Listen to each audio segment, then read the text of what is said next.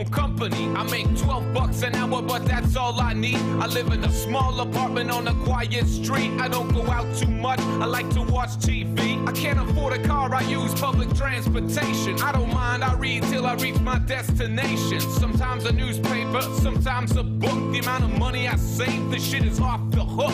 And I'm not very good with the women.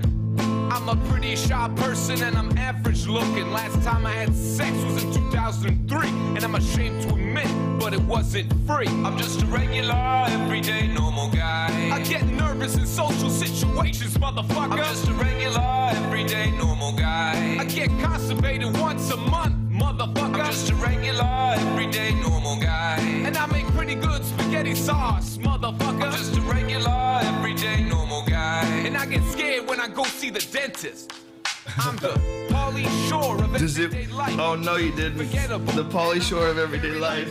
Oh, dude. I'm so worried. I'm gonna meet him. He doesn't know about it. No, I know he doesn't because he asked me. Buddy, I'm too busy. He actually called my manager, wanted me to do something like some special he was doing. I'm like, he does not know. He's never heard anything I've done. Just wants you because you're becoming famous. We are joined on the podcast today by Jon Lajoie. Hey. That is the correct pronunciation, sir? I got it right? Thank you. It sounds sexy. Fantastic comedian from Montreal, Canada. Montreal, Canada, one of my favorite cities in the world. Before we even get started, we're sponsored by The Fleshlight. If you go to joerogan.net and enter in the code name Rogan, you get 15% off. Have you ever used one of those things, man? You know what? I'm gonna be weird. I've used like I don't know if it's a competitor thing. Like I haven't, but no. How could you know any word? I mean, how could you not know? Like if you guys have one for me, I'd love to fucking tube. I love that shit. This one has been around and everybody's been fingering it since the beginning of the year. So we're gonna have to get you a new one. No, I'll take that one. You sure you want it? It's the butthole version, bro. That's good. You don't want to be caught at home with the butthole version. At least if you're caught with the vagina version, it's like, yeah, you're a pervert, but you know, whatever. If you just run around, just why? It's just tighter. That's better. Rubber butthole. Tighter's better, right? Tighter girls are better. It's just what it represents, man. It represents girls' buttholes. You want to fuck girls in the butt so bad. You have a fake one, and not even like the rest of the girl attached to it. You don't even have a fake body. You just have the fake butthole. You're just stuffing it in that fake butthole like some fucking fiend, some butt sex fiend.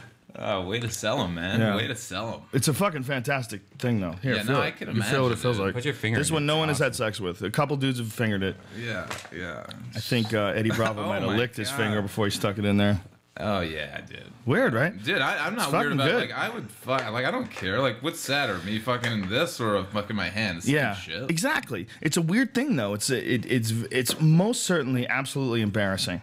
It's embarrassing to a lot of people. I think buying it would be the worst, but now you can get it online, which is awesome. But, you know, it's like they only get you with stuff like that if you get embarrassed by it. Then it becomes a shameful thing. Like if someone comes in my office and goes, what do you fuck this thing? Do you fuck this thing? I'd be like, yeah. Yeah, I fuck it. Like, what do you care? You know, you can't get me with that. But to a lot of people, you say to them, hey, what are you fucking that tube over there? And they get red and they feel like a loser. And can't let other motherfuckers define you, ladies and gentlemen. That's my message, all right? You want to fuck that tube? Fuck that tube, son. Fuck it all. Right?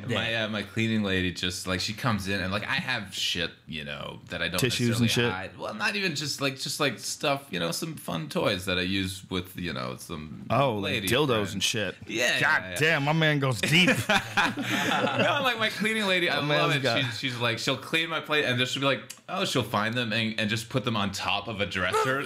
Like, she'll be like, I don't know where to put these, John. Yeah, what the fuck is that like for her? Picking up your dirty, slimy, frosted, it looks like a donut, like frosted donut dildo. Unclean, just lying in the under the bed. Recently, have you noticed like girls, like different girlfriends don't like using like old dildos? Like with I always had like dildos. Of course girls don't. Well, I started to like try to put them in its own packaging and stuff like that. No, dude. So keep the packaging mint. Dude, you're just a cheap motherfucker. Yeah, that's ridiculous. How much is a dildo? They're only like $10. No, I'd buy good ones. You know, like the dolphins and the dolphin. I think it was like $90. Really? That's like the PlayStation of fucking dildos. Wow. Dude, that girl's like, this has been inside some other girl's pussy with you and like shoving it in there. Like she doesn't want. Yeah, but so as these fingers, they're washed. You just wash. That's a good point, and man. that's actually Actually, these are harder. It is a good point, And your dick, but yeah, it doesn't matter okay. because it's still your body, and somehow or another that makes it okay. Yeah, Instead of some rubber rabbit that you stick in a chick snatch Rabbit, and that's what it asshole was, at the same rabbit. time. And it Is makes that what it was? Yeah, it was a rabbit. And it's worse also that you bought it specifically to fuck some other girl with it. Like, it wasn't like, oh, I found this lying around and I just fucked this other girl. It was like you bought it with this other chick or something and fucked her with it. And then you're like, oh, I'm not with her anymore, and now I'm with this other girl. Yeah. You got to be careful getting into that fucking robotics world. You know, it's you fucking setting a pace you can't really match up with. Yeah, Once you fuck a chick with one of those rabbit things and it's beating the fuck out of the sides of her pussy, it's just Anderson Silva knee in the sides of her pussy, just slamming it. Don't. And that little rabbit ears are jamming her in her butthole. What the fuck are you gonna do? What are you gonna do with your average dick? Human dick. Yeah, what are you gonna do with that fleshy little soft thing that you got to worry about if she gets on top, she might break it. You ever have that happen, man, where it almost breaks? No. Where you get a fallout and then it hits the taint? Oh, yeah. When it pulls out, dude, guys have gone to the hospital for this shit. Are you serious? Yes. You can tear, your dick breaks, and not only does it break, but a lot of times it stays crooked forever. Oh, I think I broke my dick before that. I bet you did, man. I think I broke mine a little. I didn't think it was possible, so I always just went, oh, yeah, it feels like it's going to break. But I didn't think it was actually No. Mine You kind can of get broke damaged. over time. Mine Really? kinda It's just broke. like an old ship. Fucking hit too many rocks. Yeah, mine looks like a broken nose. Waves. A lot of waves, man. A lot of Especially spilt beer rotting the deck. A lot of waves hitting the left side. Yeah, but there's this dude on my message board. I'm sorry, man, I forget your name, but he has a fucking giant hog, and his picture's like totally bent. His dick's like completely bent to the right, so much so that Subverter, that's who you are, and that's his name on the message board. It's so his dick is so ridiculous, it looks like it's photoshopped. I mean, there's no way it could be that fat because he's a little dude, giant dick, and no way it could be taking such a hard angle. And he like sends it to chicks and shit. I would have my God. created some drama so online because he sent it to some girl. So he sent you a picture of his dick. He puts them online, man. This guy puts them online for everybody to see. I would love to have my dick like pointed up, like bent up, so it just like hit the top of the girl's. How many cock pictures have you seen online of the dudes that you know online? Million. I mean. I mean, on the message board, everybody's always pulling their dick unfortunately. out. More in person. Well, because we hang out with comics. You know, is it like that? John is from Montreal, Canada. Yeah. Is it like that up there? Do dudes whip their dicks out all the time, or is it too cold? I think it's a little cold. I had a buddy who had the Prince Albert thing. Oh, and piercing? Yeah, and God he just damn. loved whipping out his dick and showing What people. the fuck is up with that guy? Oh, dude, seriously. That's some fucking crazy shit. I've never Dude, looked at my in dick the and thought about throwing some metal through it. Like a hole through the tip fuck of is your that, dick. man? What are you fucking like? Whoa. cut open like a sausage. Have you seen that? Where they make I've a seen piercing that. there? Yeah. That's Prince Albert, right? Dark. Where it's like- No. no, That's another one. What's that called? That's a There's like a ring like right through the tip of the Yeah. dick. yeah, that's the Prince Albert. But the other one that you're talking about is more of a body modification Yeah. thing. They cut into the penis slice it. and they slice it open like a hot dog. Yeah, like a hot dog. Whoa. Yeah, have you seen It's it? common. It's common. It's really common. So what? Okay, so is the whole Hot dog like, in a larger, microwave. like so when you What piss, is it spreads? just kind of Yeah, it must just spray all over the fucking place. Yeah. They have no control over the piss. You know, it looks horrendous too. It looks terrifying. But is it's this like one of become those some culture- barb? No, it's like to hear like yeah, to be cool. Yeah, some weirdo just wants to change the way he looks. Dude, how about listening to some fucking, I don't know, indie rock albums and try to be cool? Buy some records, dude. Yeah, you don't have to Dude. butcher your dick. Oh, God, man. That's a weird thing, man. It's a weird thing when, you know, it's like, where do you draw that line? You know? When you see a chick with a lip ring, like, ooh, you got a ring on your lip. Your upper lip, there's a ring on it, a metal ring. Yeah. Okay. How far are you willing to go? Yeah. Because you're already in Crazy Town. You've Yeah. already got staples in your face, you fucking freak. Yeah, What are you doing? You ever had a girl with the clit ring? Yeah. The clit ring? Yeah. That's kind of cool, though. It's kind of cool, but it also kind of seems like she's a mess. Oh, you know? yeah. And you know that Unfortunately. if you're decorating down Yeah. there, it's because you have open houses all the time. And you're like going down here, I'm like, wait a minute. Dude, you got to write that down. If that's an ad lib, shit. Please, that's a bit. Don't forget that one, dude. We'll hold you. We'll hold here. Okay. That's a goddamn genius bit. That's hilarious. It is. There's a thing about girls with clit rings. You got to know that if a girl's decorating down there, she's having open houses all the time. Dude, that shit is brilliant. Oh, man. Okay, hold on. I can't sit down and write comedy, and then all of a sudden, all right. Yeah, I do the same thing, man. I have ideas, and I have to slam them onto a piece of paper, or I have to get it down as quick as possible, too. Because 5 minutes later, I'm like a fucking idiot savant. I won't know what I said. That's why these podcasts are actually pretty good, because you can actually write comedy while you're talking. There's been so many times where, like, I do Spider-Man. Me talking about Spider-Man, where it's me throwing cum on walls of hotels, and I do it on stage now, and it fucking kills. That's great. Did you do that for real? Yeah, I really He's a mess, dude, motherfucker. Man. It's walls that you and I have to go and touch. I know. You know, you're in your underwear and you put your socks on. You might lean against the wall. You could easily be touching this creep's loads. Even worse, I play chicken. I throw it on the ceiling and keep my mouth open and. Yo, to play chicken, you have to play with someone else. No, not with your own cum. That's just an excuse to be gay for yourself, bro. It's if I dart out of the way, but I don't, and that's why I get ID for cigarettes. Look at my skin. So that is an excuse for you to be gay for yourself. I'm not playing a part of this. I play cum chicken with myself. Like, how fucking gay? But that's not even gay. That's like it's just recycling. It's just bizarre. Jim Norton has this great bit about this chick that used to make him do things. Like I guess it's his girlfriend. She like tells him what to do, and you know she like used to be a dominatrix or something nutty like that. And Jim comes on her tits, and she makes him lick it up, and he licked it, and it's a true story, and he's talking about it. It's fucking hilarious, but it's also your fucking toes curl up, your butthole crunches up. Oh my god! You close your nostrils when you hear it. Your whole body like constricts. You're like, don't eat your own cum. Oh, dude. There's something about it. It's just well, you guys were talking on one of the podcasts this week. Some guy was who was it? Was it Eddie Ift? Yeah, Eddie Ift, funny guy. Yeah. He was talking about some guy sucking some guy, or letting some guy suck his dick so that he can fuck this hot chick. Oh, his friend. That was Eddie Ift. Yeah, his friend did that. Yeah. Yeah, and you're like, I have my manager tells me the story of him and his buddy were they hooked up with these two chicks, and they're at the hotel room with these two chicks, and the two chicks like start like making out and everything, and they go, if you guys make out, we will fuck you and just do everything, but you guys have to make out. And my manager's just like, okay, fuck it, I'm out of here. And the guy's chasing him around the room going, stop being such a fucking pussy and make out with me. Oh my God. Stop being such... Come on, dude, just make out with me, dude. And you're like, really? What the fuck, man? How bad you need to get laid, you creep? Yeah. You need a scar in your brain for life. Because the moment you nut, the moment you... what the fuck have I done? You would immediately recognize the depths of your depravity. Yeah. And I think I'd let some guy suck my dick before I make out with the guy. That's like way more intimate. I don't know, man. Listen, at least stubble. You can control yourself. I mean, you can defend yourself. Some dude has his mouth over your dick.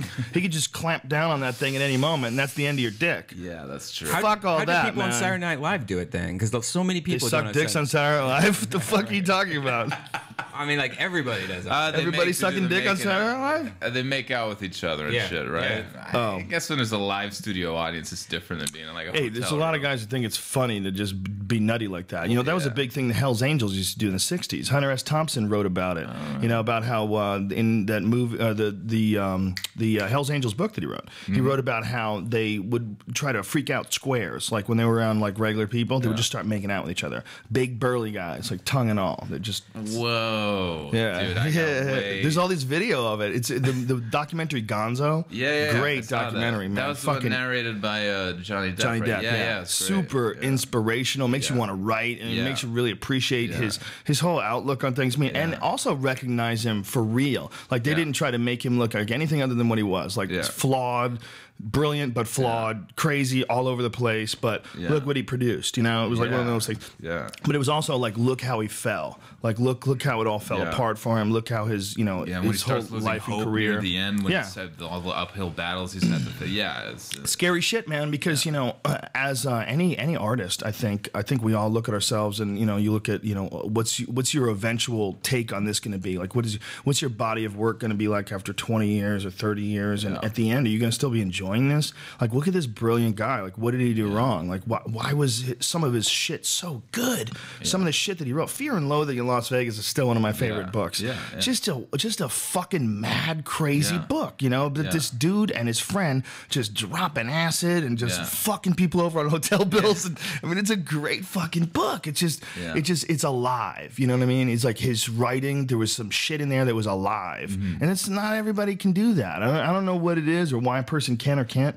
But what drives me crazy is when they can do something like that and then they just still fall apart. You know, it's like, it's almost like what brings them to the dance kills them when they get there. Yeah. Well, it's because nothing's constant, you know? Like, if you're so fucking passionate about something, there's something that you need to nurture in that, or like, and we're constantly changing. Nothing is like forever going to be that way. So in 5 years from now, like, if you don't cultivate that kind of life and everything, you can all of a sudden 5 years down the road just not give a fuck about, like, and just completely like be a completely different, which is fine. We need to. You have to be comfortable in the struggle. And part of the struggle is constantly creating, constantly coming up with new things. Because as soon as you stop doing that, if you stop creating and you stop exploring it and utilizing that part of your mind and your you know, whatever it is, your spirit, it goes away. The only reason why it's there is because it took you fucking 10, 15 years of going on stage over and over again to like cultivate this thing where you know how to do it correctly. Like you get into this groove. But that can easily slip away from you. You just don't pay. Like when I was on news radio, there was like 2 years when I was on where I didn't write a fucking single joke. I didn't do, all I did was performed at the Laugh Factory and I performed at the Comedy Store. And I didn't do any road work at all. And I didn't write at all. I did the sitcom. The sitcom was a lot of work. It was, you know, we'd work long hours and I'd be tired. And I would show up at the comedy clubs and I just had no ambition. You know, I didn't have any new material. It was all the stuff that I had been doing for years already. And I'd lost all connection with what I was saying. You know what I mean? Like some bits, they get to a point where you're just kind of saying a bunch of things that you know will work. It's like I'm not even thinking about this. I'm not in the moment while I'm saying this. And anyway, I didn't realize it until I had some writers come to see me, some guys that were writers on news radio. Oh, it was ugly. And it was a late night set at the Comedy Store. And the late nights at the Comedy Store in the main room when there was only like fucking 15 people, that place is a vacuum, man. It's a cavern. And I went up there and just really had a shitty set. It just felt uncomfortable. And that made me really realize, like, God, you don't even work on your comedy anymore. Like, what the fuck are you doing? Like, it's going to go away. Like, the thing that was the most fun for you to do, now you're not doing it anymore. And now when you do it, you're, like, weird about it. So it made me, like, sort of reorganize and to figure it out. But I think for a lot of guys, like, they just start doing, they become successful or they somehow or another, you know, get enough success so that they can make a living, and then they just kind of like stop. You know? Oh, it's weird. And that's when you kind of die on it. Like, it's so sad. And I feel myself, I constantly have to keep, I go, you know, okay, like, I'm so new to this comedy game, and I find myself, like, when I was just in my little tiny apartment, I mean, now it's still in a tiny apartment in Hollywood, but you just change your surroundings and the change the people around you, and now all of a sudden it's a business, and you have an agent and a manager, and they have plans, a career plan, and all of a sudden you're like, whoa, what's that little spark that I had inside me? What was pushing me to do this in the first place? And you're like, as soon as you lose that, like you just like completely lost, and all it happens so easy. They can talk you into being business minded and business oriented, dude. I've talked to like comics that I really like. They're real interesting guys, and they'll start talking to you about like liquor sales and shit. And how I'm like, what do you even? How do you even know that? Like, why are you talking about this? Have you ever thought about doing a song about Mountain Dew though? Dude, I've been approached. Commercial. When you're like, it seems like you're online, you have a following. Dude, you get approached by so many people. Yeah, well, your videos have ridiculous numbers. The average, everyday, normal guy is like, was it 20 million? Almost 21 million. That's some serious numbers, man. Yeah. Do you put ads on those and make money off that shit? Well, they do, like, there's a partnership program at YouTube, and they'll put the little ads at the bottom. And so they send you checks for that shit? Yeah, I make a little bit of money on there. It's nothing spectacular? No, it's nothing. I heard I have to do other things, and even to pay, like, just my bills. I heard that there's some dudes that have, like, kids ones on there, and these kids videos have such ridiculous, very regular, repeated customers, and so the numbers are huge, like 5 million. And you know, now these guys are making like ridiculous money from YouTube ads. I've always heard that too, but I've never really thought it was real. This is coming from Dana White. Really? Yeah, so it's real. No, there are some kids who, like, I put out videos, and mine's more like content. You allow sketches and songs, and like I create the content. I'll shoot it, edit it, and put it out as like, you know, I don't have a TV show, so this is me doing my own content, and I fucking love it, and the creative freedom that comes along with it. No one's looking over your shoulder. You're just doing whatever you want. And I get a decent that's amount why of it's hits. So good too. Oh, it's amazing. Like, I'll never give that up. You know? I'll never give It's also why your stuff is so good, because it's coming from you. Like, it's all like when one person does this, and it sounds crazy, but I really believe this. When one person is involved in creating something and then they put it out, it's almost like you get a sense of their personality. Like, you get like a glimpse into like their creative, you know, whatever the fuck frequency they tune into. Yeah. But when a bunch of people get in it, it can be really funny, but you might not enjoy it as much. It gets watered down a little. I don't know if that's real. That sounds like totally like hippie nonsense. But you know, it's why we appreciate people so much when they do something and we enjoy it. Yeah. You know, like, I mean, think about what that's like to, like, you know, like whatever, if it's a band, some band that you fucking love, like you got to hang out with Trent Reznor when you were a kid. I mean, what are you doing? You're appreciating something this guy's producing and creating, and that's really what it's all about. That's what being a fan is about. Yeah. It's a trippy fucking thing, man. Yeah. No, it's crazy, and I don't really even think about that. I don't know how you get, like, I do the shows and anyone just goes, dude, I love what you do. I'm so like taken, and it's weird. I'm very recently in this, but like I'm always like, oh, I'm so thankful. I'm like, wow, dude, like, you know, you're watching and you enjoy it, and wow, and fuck, it's just a beautiful thing. It's a great exchange. Of course, you got to deal with a bunch of nuts. Did you ever watch his video High as Fuck? Yeah, I've seen that one too. That's great. We'll play that one at the end. All right, cool. That's a teaser, ladies and gentlemen. We'll let you know at the end. We're going to have a juicy song for you. Anybody who's having a problem with this podcast, getting it from iTunes, looking for the latest episodes every time, it's way easier if you just subscribe. If you subscribe, you get them as soon as we put it up there. But apparently Apple has some weird new way they're handling podcasts now, where it doesn't allow you to ping the server. This is all complicated shit. But the long and short of it is, the best way to get the podcast the quickest is just subscribe on iTunes. Or you can always go to joerogan.net, and right after the podcast is over, within a couple hours, Brian has a link up and you can download it from that. So that's easy too. So that's the way to do it. Don't be whining anymore. Yeah, how does that work on your website? Does it go? Because I'm so like technologically, I download on iTunes, goes straight to my library, syncs with my iPod. Like, if I go on your website, does it go right into the iTunes, or drag and drop, or? Well, it's just a file. Yeah, you just download an MP3. Yeah, it's just an MP3 file, and it's always, because I want it to be available not just for iTunes. You know, I want it on Zune, and if you got some wonky old MP3 recorder, one of them little USB jammies that doesn't even have like a. Yeah, if you're in the Zune marketplace, just hold down your power button, wait for it to reset, and then relaunch it. Are you making jokes? Is that a Microsoft joke, Brian? Yeah, you so dork. Clueless. You tried to sneak a Microsoft joke in there. You have to reboot the device. The device is no good. Hey, Verizon, you cunts. What's up with this? The new iPhone has a world chip in it, but you don't turn it on. You fucking weirdos. Yeah, you're scared. You're scared your network's gonna crumble, bitches. That's what it is. They've been talking so much shit on AT&T. They don't understand the power of the iPhone. When that motherfucker comes, a wave of freaks are gonna come over to your side. It's gonna be like 15% of the people from AT&T they're estimating are gonna vacate their contracts early. That's a large number, man. They're saying even more, like business people. You know what? I was doing an AT&T commercial last night. I was sitting there and I was sending all these photos to my Flickr, and I was also trying to download this YouTube video. And then somebody calls me. If somebody would have called me during that on the Verizon network, all that shit would have like failed. You're right. And so I was like thinking, that's pretty big for me. For you, I'm a heavy user of internet and multitasking and stuff like that. User. Yeah, but I mean, even TwitVid. If you're on Twitter and you're loading a video and then somebody calls you halfway through it, guess what? That video is not loading up. That's right. Yeah, that's a good point. Fuck that. That's a good point if you look at it that way. Yeah. Yeah, well, I don't understand why Verizon can't do that. From what I understand, though, when they get to 4G, that won't be an issue anymore. Is that correct?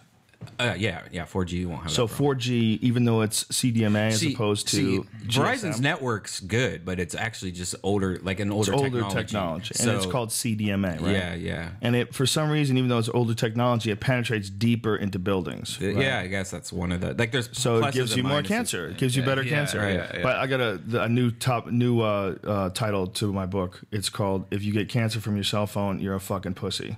I know what you really wanted to say. What? Fucking pussies. You're a retired word. No, no, I wouldn't say. No, it'd be more you're a pussy than an FA word, FAGG word, OT word. You know what though? I mean, has anyone done research like on ball cancer? Is ball cancer up right now? Because your fucking cell phones by your balls 90% of the time. Yeah, I don't know what the fuck you're doing with your phone, man. But don't stick it under your balls. Well, it's on the pocket. That's like being on the side of your head, right? Same distance. I guess so. It's pretty close to your balls. I hear people talking about the having a laptop on your lap, just it's so close to your balls and all your shit. Like I can imagine there's some kind of like, the laptop though, it's heat. Yeah, it's the battery. I use that as a form of birth control right now. Do you kill your balls? Yeah, I do it on purpose. Torture those little faggots. Oops, I said it. Whoa, tricked me. It tricked me. Tricked me to put it in my head. I'm Canadian. We don't have that word in Canada. Well, it shouldn't be in America either. I mean, not that it shouldn't be said. It just shouldn't be a word that has all this power. Yeah. Especially a good, juicy one. Jamie Kilstein told me he retired it recently, too. Really? Every time you accidentally say it, you should do something like you have to buy an Elton John CD or you have to buy... you know what I mean? Like you have to watch one episode of Ellen. I have to watch a full George Michael video. Yeah, you have to give something back. Yeah. Oh, I love that Freedom song, man. Remember that time we sang it on the podcast? Yeah. That's a great goddamn Remember jam. when we sang it in the hot tub? No, I blocked that out, Brian. Shut up.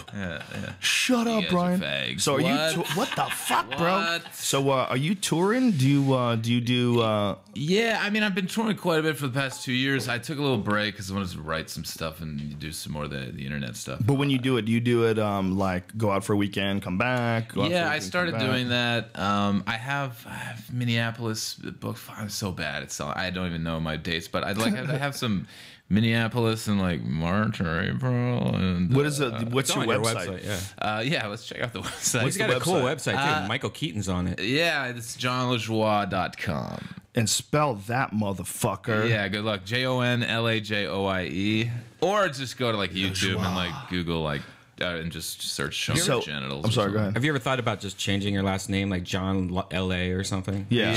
Johnny L.A. Like Kevin James had to do that. His last name was Nipfing. It was really tricky. And him and his brother Gary. And Gary picked Valentine and Kevin picked James because it was the name of his old kung fu instructor. My last name's not Redban. Because my last name's Brian. Wright. Yeah, where did Redban come from? The movie trailers, when you see a movie. Oh, the Redban trailer. Yeah. Well, I used to be a projectionist most of my life. Okay. I like it. I like his videos. Really good. Oh, they're brilliant. Really great. Yeah. We got to figure out how to make money with it. Yeah. Anybody out there with a suggestion? Keep it to yourself, freaks, because I don't know you. Porn stars. Porn stars is the way to go. Make comedy porn. Yeah, making money on the internet. That's what Brian needs. Brian needs more porn stars in his life, for sure. I know. How do you get into that porn circle? Oh, he's deep. It's really easy. You went into a podcast? Is that all it takes? Come to my house. We'll have a podcast and you can interview a porn star. Get deep in the crazy. Jesus. Get deep in the crazy, now, son. Do you write all your stuff yourself and like do you just sit there and think of a good idea? And I mean, did you start off like doing like just using a cell phone camera, like, playing around? What it was like I was I went to theater school in Montreal. Then I graduated and I got a role on this French language TV show, which.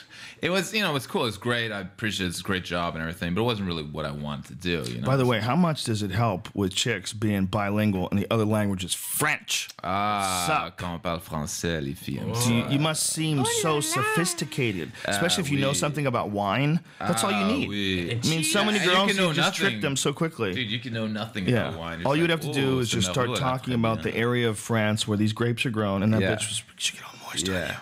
Oh, Jon Lajoie. Yeah. Oh, Jon Lajoie. Yeah, no, it helps a little bit, but it's weird in Montreal. Like if you don't if being an English dude in Montreal and on a French show, like chicks liked me because I had the English side. So the French chicks like you because you spoke English as well. And then out here, it's kind of like, oh, really? The French thing is cool. I thought you guys didn't like French people. What was all that freedom fry? Well, shit? French Montreal is okay. Yeah. France is a different animal. Oh, those guys we don't like them. Yeah. Oh no, no one likes. We don't even like French fries anymore, bro. It's freedom fries. Ratatouille all the way. So you were on this show. So you were on this a French-speaking show, and you speak fluent French as well as English? Yes. Well, not as well as English. Just my dad's French Canadian. What is there a different, like when you're saying, I mean, the language is structured different. Is comedy structured different when you do it? Yeah, I don't really do comedy in French. It's a completely different beast. It's like they have a bunch in Montreal. They have when they do the Just for Laughs festival, they'll have all these like guys speaking in French. It's really weird. And they have superstars in French Canada. Huge that people have never heard of. Yeah. Just to give you an example, there are 7 million or 8 million people in Quebec. The show that I was on had 1.2 million people watching it every week. Like on the League, that's what we get. But that's broadcast all over the United States. Like they're very supportive of their culture, and they consume Quebecois culture, and they have like huge comedy stars. It's like a little. That's why they kind of like want their own country, because it's like a little country on its own. On the French side, English side is like English Canada anywhere else. You know? Wow, yeah, Quebec is a very strange area in and of itself that they want to separate from the rest of Canada. It's like a constant issue. Oh yeah. What's that about? Well, I mean, it goes way back, but it's basically, you know, New France became the English beat the French, and then like you had all this huge French population, and now it was English territory, and they were kind of like lax enough to go, okay, yeah, you can keep practicing your Catholicism and your things, we'll let you alone, but this is the British Empire, But they kind of flourished as a culture, and they stayed like pretty close together, and like now Quebec is predominantly French speaking, and it's a culture that's just kind of kept going throughout the years, and now they want to protect the culture, and there are many laws in Canada that do protect that culture, like kind of like signs have to be more French than larger in French than in English, like a lot of things like that are very controversial. Equal rights, right?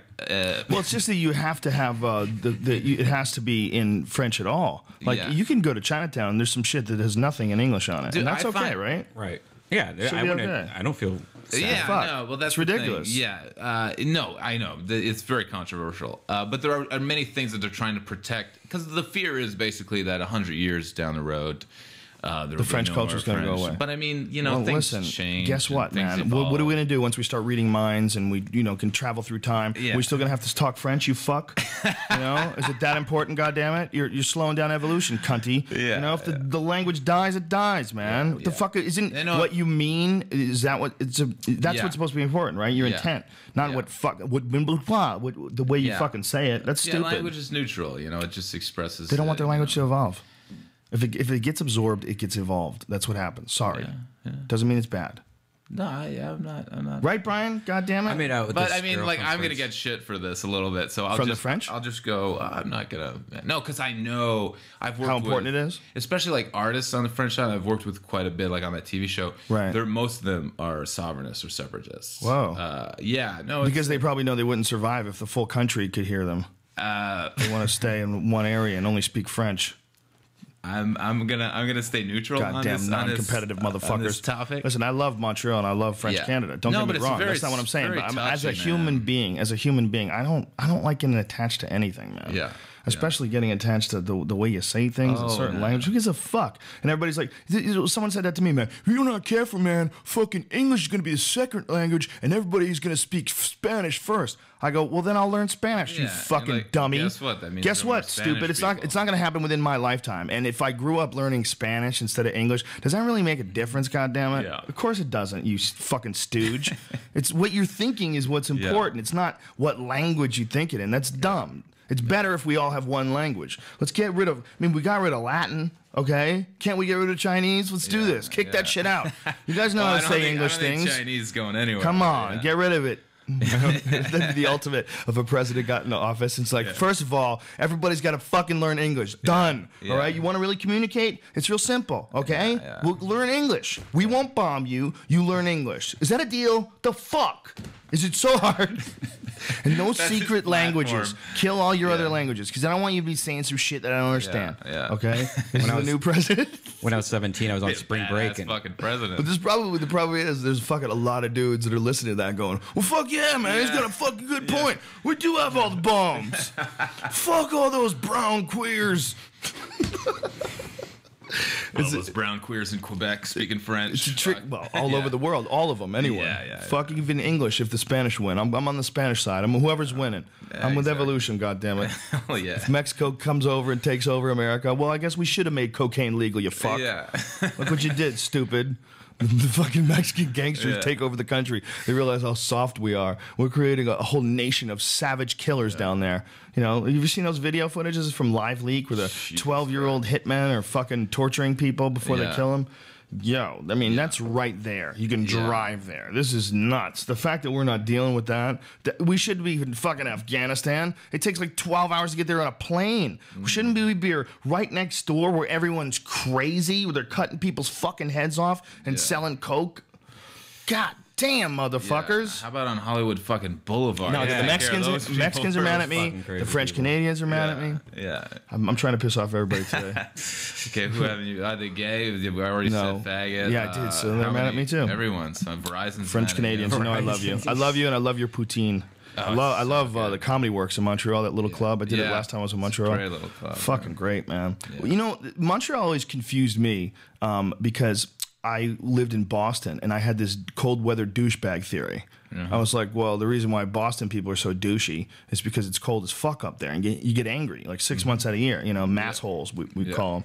And, you know, but I was like, but wait a minute, I go up to Montreal, it's, you know, 3 hours north or more, right? Like more driving. Isn't it like 4 hours north? It's like 4 hours from Boston. 4 fucking hours in a car north of Boston. And the people are cool as fuck. And it's like a European city. It's more sophisticated. It's like the culture's totally different. The women are so much nicer, you know. It's weird, man. It's a weird thing. Yeah, you know? But also we're very polite, so we kind of hide that shit. Like you guys are just like, fuck you, and we're like, fuck this guy. Yeah, but fuck this guy's way nicer to be around. Yeah, you know, keep it together, shithead. No, you guys like Boston, like everyone from 18 to 20, everyone's always up in Montreal just partying because like you guys still have. I still don't understand 21 to drink. It's good. It's good because it makes it harder for people to get into bars that shouldn't be in bars, and it's good because they don't know how to not drink and drive yet. That's the scariest shit. They just got the license, you know. The scariest shit to me is kids that don't know how to drive and they're drinking. You know, I've seen stupid shit, man. I've seen people rear end people, and I've seen many things. I think it's a good thing. I think they shouldn't be able to drive till they're 21. I shouldn't have been able to drive, but the problem is you have to work, so you got to let them drive at 18 or 17 or whatever the fuck it is. But I saw some fucking kid down the street the other day in his mom's Lexus, like it was a big Lexus truck, an SUV. He couldn't have been more than 15, 16 years old. And this kid was fucking riding my ass and weaving through traffic and cutting lanes off and going way over the speed limit. I'm like, kid, you don't know how to drive yet. You're taking a big chance with a large vehicle that doesn't stop well. It doesn't turn well at all. They're giant trucks. And this fucking kid is driving like, you know, like he's doing Formula One racing. Scary as shit. Speed. He got away with it. I mean, he got home. He didn't die. But something could have happened easily. Someone could have fucked up. Someone could have ran off a curb. You know, he could have had to make a split-second move, and it would have been a wrap. Well, you think about it, at 15, 16 years old, like I was retarded. Totally retarded. Totally like an idiot. And to be behind the wheel controlling this huge hunk of metal, like around thousands of people, I don't think that's a good idea. It's funny, this has been a topic of conversation recently, even on my message board, about people that were like 20. When I was saying that when I was 20, I was retarded. Like, you know, don't tell me what the fuck is going on when you're 20. I don't want to hear you talk about, you know, what's wrong with the world when you're 20. And a lot of people are like, you know, back in the fucking Middle Ages, you know, 20 was middle-aged.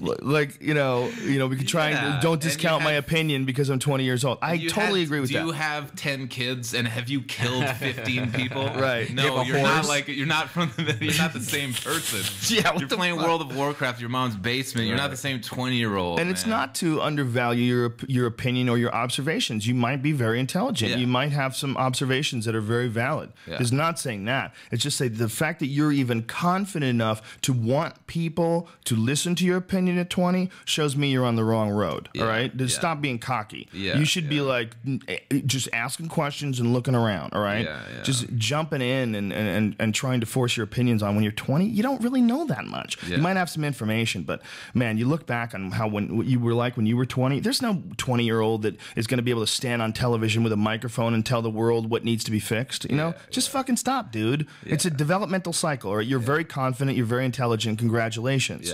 But don't get get ahead of yourself. Yeah, of course. You know, when I was 20, I was fucking dumb, but I thought I was smart, and I was right about a lot of things. You know, I had a good point of view, but it was still you're just fucking spastic. You're just like that 15-year-old kid driving that truck. You don't know what the fuck you're doing. You're slamming into walls and shit. You don't know how to use the brakes. Yeah, you know. I have once in a while. I have to check in with early 20s John. I mean, in terms of morally, like, 'cause I was so like, oh, this I'm reading, like, and I still like very curious and I love reading, and like. But at early 20s, like I thought, like I figured it out, like my moral code, and I was so like. Well, like what was the code? What were you into? Oh, I don't know. I was very much. I was like a vegan for a while. Oh, really? Yeah, but like, see that I know, but that took me a little while to go. Okay, no, because I was reading a lot. Like I'm trying to figure out what is a right decision, what is a wrong decision, like ethics, figuring it out. Sure. And that was part. Now, like I'm a completely different person, but in my early 20s, like everything was an important moral decision. And I have very like my parents are like really Pentecostal, like really religious, very like good people, but you know, very religious people. So I kind of have that baggage where I'm like, you know, I'm trying to, you know, doing good is like what makes my parents proud, and as opposed to like, oh, I have all these fans and stuff. Like if I do something like really nice or something like that, that's when my parents are really proud of me. So like I kind of have this thing. So I was trying to figure like, and now, you know, I'm 30 and like I'm living in LA and, you know, like I'm have a bit of success. And so once in a while I have to go, okay, early 20s John, am I being an asshole right now? And am I being a good person? What do you think? And a lot of the time he's like, fuck you, asshole, don't talk to me. Well, was early 20s John a radical though? Was he delusional? No. I was I'm still very close to who I was, but I was much more like, I guess, rigid about things. So like there's more like, I don't know, like I wouldn't certain like the super. I still don't. I when I'm shopping, like I try to give my money where like it's because buying is voting. But back in the day, it was like really, it's that early when you're figuring shit out. You're like, I just read this book.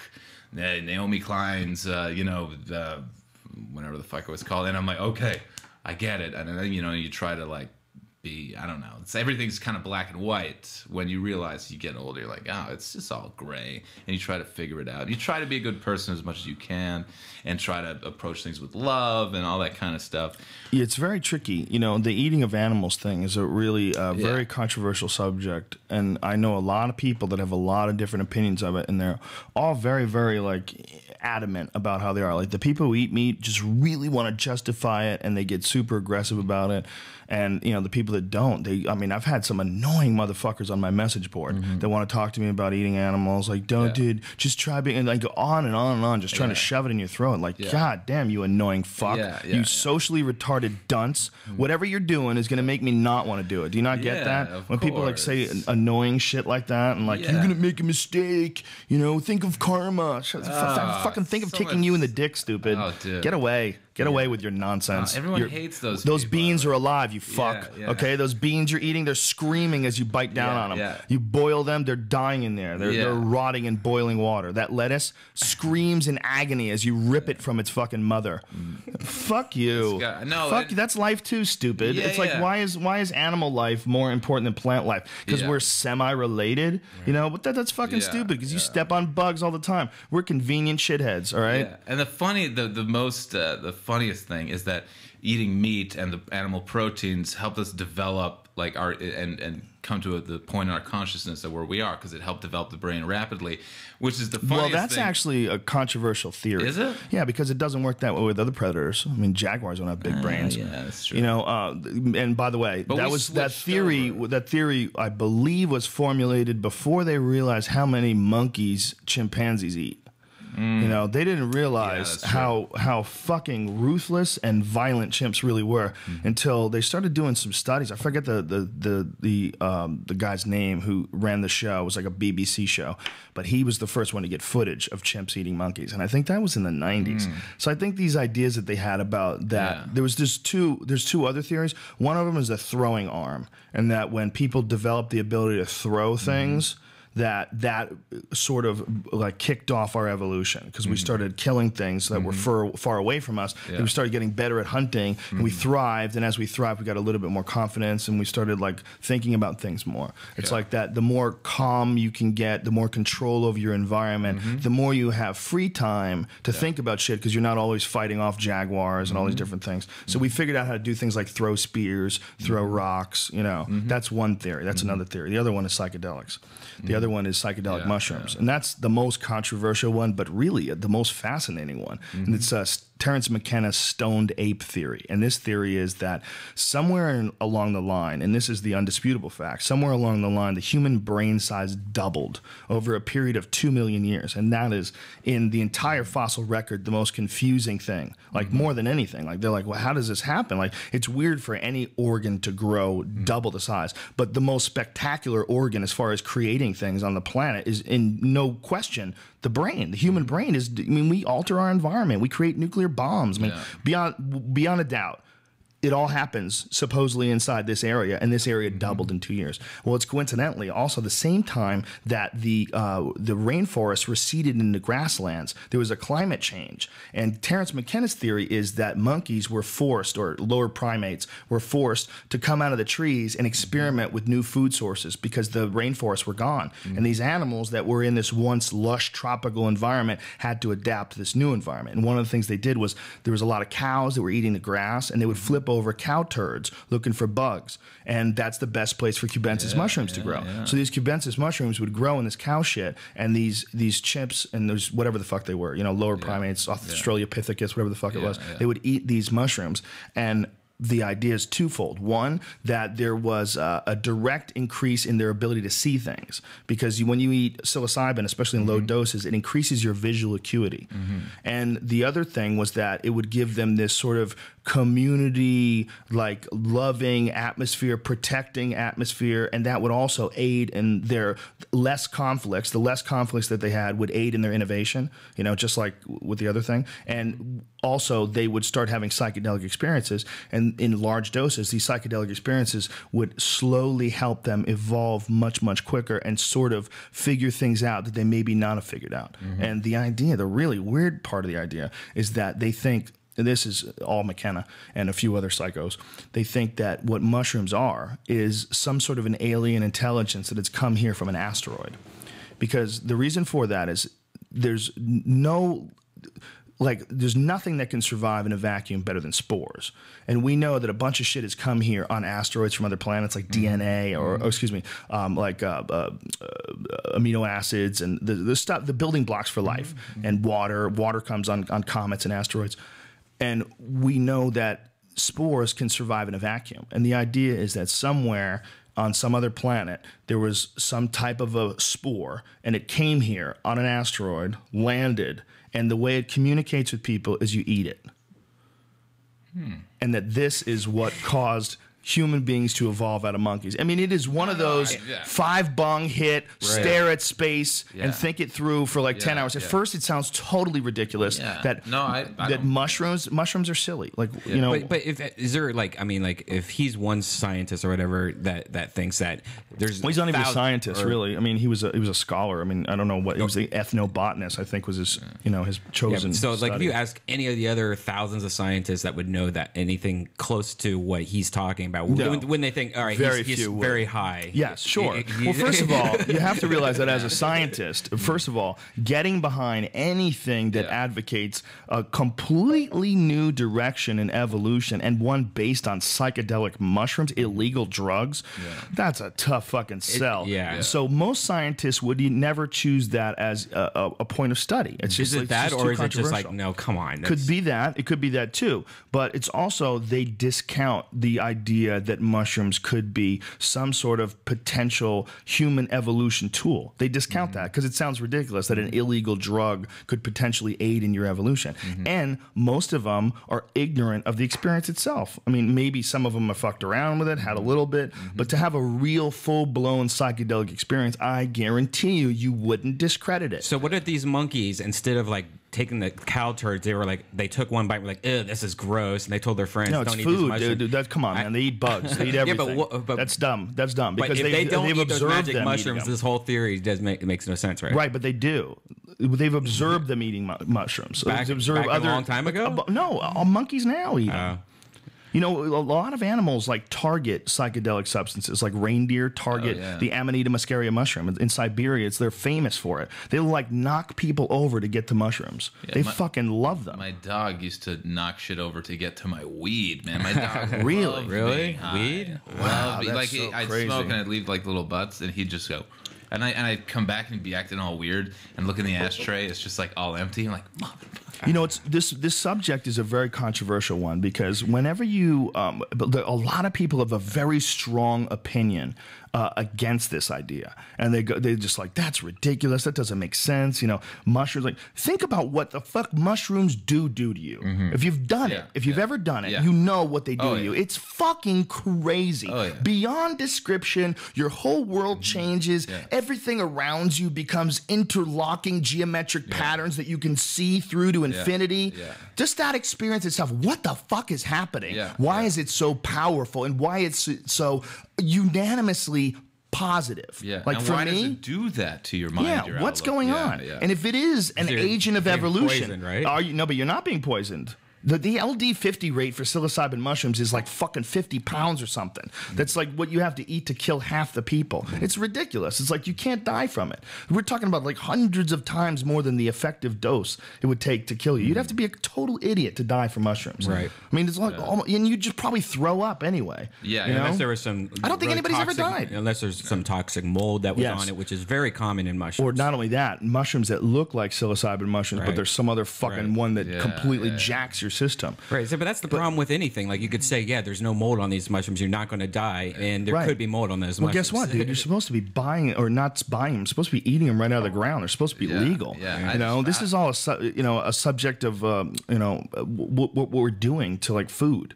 You know, how we don't let anybody grow their own mushrooms. It's fucking really hard to get too. So you don't know who's handling it and how the guy's growing it. And if you had it yourself, it was legal. You could have it in your goddamn backyard or in your basement. You could grow a whole shelf of mushrooms. It's easy as fuck. No, I got a dude who had he's got mushrooms out here. Like I back home used to have like a reliable source where it didn't kill me and it was awesome. Right. But it's so weird when it's not controlled. Yeah. You're like, not only that, dude. He's selling something illegal, and that's where it gets tricky. You know, the real problem with illegal drugs is that you got to talk to people to get them. You know, that's deal with some dude and he wants to sell you mushrooms. And come on, man. Who is this guy? You're selling mushrooms? Where are you at in your life? You're selling mushrooms, you know? How crazy are you? You know? You wearing a wire? Get the fuck over here. You know, it's like, it's like that's the problem. You should have to deal with some person who's willing to break the law. What it should be is there's no fucking laws. And by the way, there's a lot of cool people who sell mushrooms. Don't get me wrong. I'm just teasing. But what I'm saying is valid in a lot of cases, man. I remember the guy, we used to deal with this dude named Jake the Snake. That's how I used to get weed before I got a medical card. This motherfucker was so annoying. He was so annoying that Eddie Bravo had to choke him out like 3 times.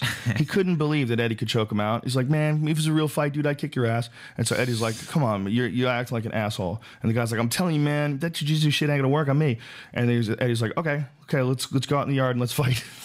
So Eddie takes him down, strangles him, puts him to sleep, wakes him up. This didn't happen, man. It didn't fucking happen. That's bullshit. You got lucky. So they do it again. Let's go again. Eddie takes him down, chokes him out, puts him to sleep. Like, you fucking dummy. That's a black belt in Brazilian Jiu-Jitsu. Like, really? You think you could you're just tough enough to fight that shit off? This is where we used to get our weed from. It was so annoying. This guy was so dumb. He was like a dude whose half his head was made of cardboard. It was just like there's something in there that's dulling your electrical circuits. It's like this wet cardboard is leaking on the circuitry. This whole fucking thing is shorting out. He was just dumb. This motherfucker sold weed. Snake. Yeah, that was his name, Jake the Snake. Yeah, but I mean, they get back to your like the monkey monkeys thing and the mushrooms. It's very possible, man. Way harder for me to go, I believe in something, than for me to not dis. Whoa, fuck! I just lost myself. I know what you're saying, but like, I remain to remain open. Like, dude, just the fuck that we used to be like bacteria on this rock, and now we're sitting here talking with headphones about shit on computer. Like, that's fucking weird. Right. So if you go, oh, maybe that happened. Yeah, maybe it did happen. Like, I'm not going to disbelieve. But for me to go, for sure, this thing happened, that's harder to do. My point exactly. I love that you just said that. I always say the exact same thing when it comes to like UFOs and stuff. And I'm like, why do you want to believe? Do you have personal experience with a UFO? Have you been taken aboard? How do you not know that all these people are crazy? Because I know a lot of crazy people, man. People are full of shit. Oh, yeah. They lie a lot. You have to always keep that. Brian always says it best. You always got to keep, what do you say? You always got to keep all doors open. Is that what do you say? What? We were talking about this once before when it was about UFOs. Oh, keep everything on the table. Oh, keep everything. Keep everything on the table. Yeah. Right. Don't just commit to one thing or the other, man. Yeah. Right. When you were speaking about life, and this is, I mean, think about this is the nuttiest fucking shit ever. There's a new study that they found, and that life today resembles life of a billion years ago. Or cancer today, rather, it resembles life of a billion years ago. I saw that. Yeah, That's weird. Yeah, I'm going to try to find crazy. It's very scary because what it implies is that, you know, what we came out of, here it is, right here. Here's the article. Cancer cells resemble life 1 billion years ago. And they have all these comparisons and, you know, this is all like some serious scientific study about the origins of life and the origins of cancer. And the idea, and this is where it could be completely insane, but the idea is, if human life becomes so fucked up and chaotic and so unnatural and so polluted by chemicals and destroyed by ideology and nonsense, and we just breed ourselves down to mush, this is the mush. What this is what started life in the first place. Life was just a series of fucking cells that grew out of control and became eventually human beings. And for this shit to be growing inside of us at an ever expanding rate constantly is like the primordial ooze trying to reclaim its creation. This is the universal fucking Etch-a-Sketch, and they're shaking it right now. Wrap your fucking head around that, man. That's what cancer is, man. What cancer is absolute proof positive that this is the wrong path, and the universe is slowly swallowing the human race back up. Wrap your shit around that, homie. That's the universe's Noah's Ark. Fuck, man. All right. You know, and we don't look at it that way. I mean, we're obviously just learning this, but we don't look at it as being like something that could like be reversed that quickly. But look at, like, you know, they're talking about like cancer of like the 10,000, 100,000 years ago. The people didn't get cancer. They didn't get cancer. There's a lot of scientists that believe that all cancer is within the industrial age and previously before that, any exposure to chemicals and things, the carcinogenous shit, but that this shit doesn't really exist in nature. And when you're eating a primate or what would you call it, a paleo diet, you know, of all vegetables and all you know, clean animals that you kill, like, you're not getting introduced to any of the shit that creates cancer. And I don't know if that's right or not. I mean, I don't know how the fuck they could ever prove it. They would have to go back in time, you know, whatever, 100,000 years or whatever the fuck it was before people ever figured out how to fuck with chemicals. What was that, 10,000 years ago? Not even. Probably only a couple. Chemicals? Chemicals. I mean, when was the first cancer? When was the first cancer ever, you know, recorded? Fuck. It's a really interesting thing, man, because it really is. Let's just get crazy and let's give it a few thousand years. Let's say the first cancer started like 2,000 years ago, okay?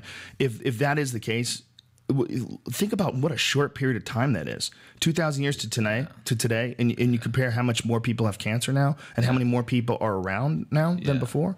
And constantly we're working on a cure for it. We're going to figure it out. We're going to figure it out. It's like, whoa. What is this?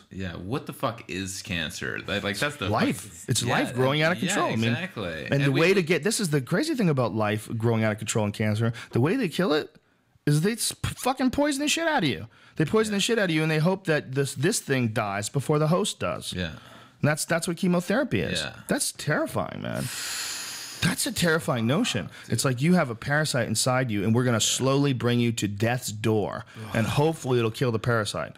And then you get to like start eating oatmeal again and walking without a limp, and then as soon as that happens again, oh, your friend is back for another fucking round. Oh, dude. And he grabs a hold of you, tries to choke you and drag you to the ground. My brother had Hodgkin's when he was like 14 years old. Oh my God. Got diagnosed, had lumps and stuff. And he went to see a doctor. First doctor he went to see, like, yeah, you're working out. It's normal. Something in your glands or whatever. Oh, okay. Go to a second doctor. No, you have cancer. Like, and wow. Yeah, no, he did the chemotherapy and everything. He's fine. And what were the lumps like? Dude, he had like this huge lump right here, like a Joey Diaz lump. Still. Well, that's what Dexter had. The dude, what's his name? Philip Michael Hall. Michael C. Hall. Michael C. Hall, is that his name? Who's Philip Michael Hall? The guy from the '80s movies, the blonde kid. So yeah, it's a really common thing, right? Yeah. What is it? What do they think it's caused from? Do they have any idea? Is it genetic? No idea, man. And I mean, at the same time, we grew up like we're just like eating. Like I have a big family. I have 8 brothers and sisters, so we'd eat hot dogs and hamburger helper and just you never know where it can come from. You know, it can come from anywhere. Right. Can be like genetic and like all that stuff. And my aunt died of the same thing when she was 24. Like way back when she was young, so it's somewhat in the genetics. But at the same time, you never know, man. Are you paranoid? All we're doing, like, do you go to a doctor like twice a year? Or? No, I don't go to the doctor probably for that reason. Right. I probably should, dude. Wow, that's terrifying. Yeah, no, it is. Really. Do you eat really healthy? Yeah, I eat well. I know a dude who eats really bad. And he's got cancer right now. Oh, fuck. Just but he's got really pale skin and he's always out in the sun. And apparently got some skin cancer. Skin cancer, yeah. And he eats terrible. It's all mashed potatoes and fucking meatloaf and shit. Yeah. You know, no vitamins. So homeboy's got to start eating like serious heavy green diet, very leafy, thick green vegetables.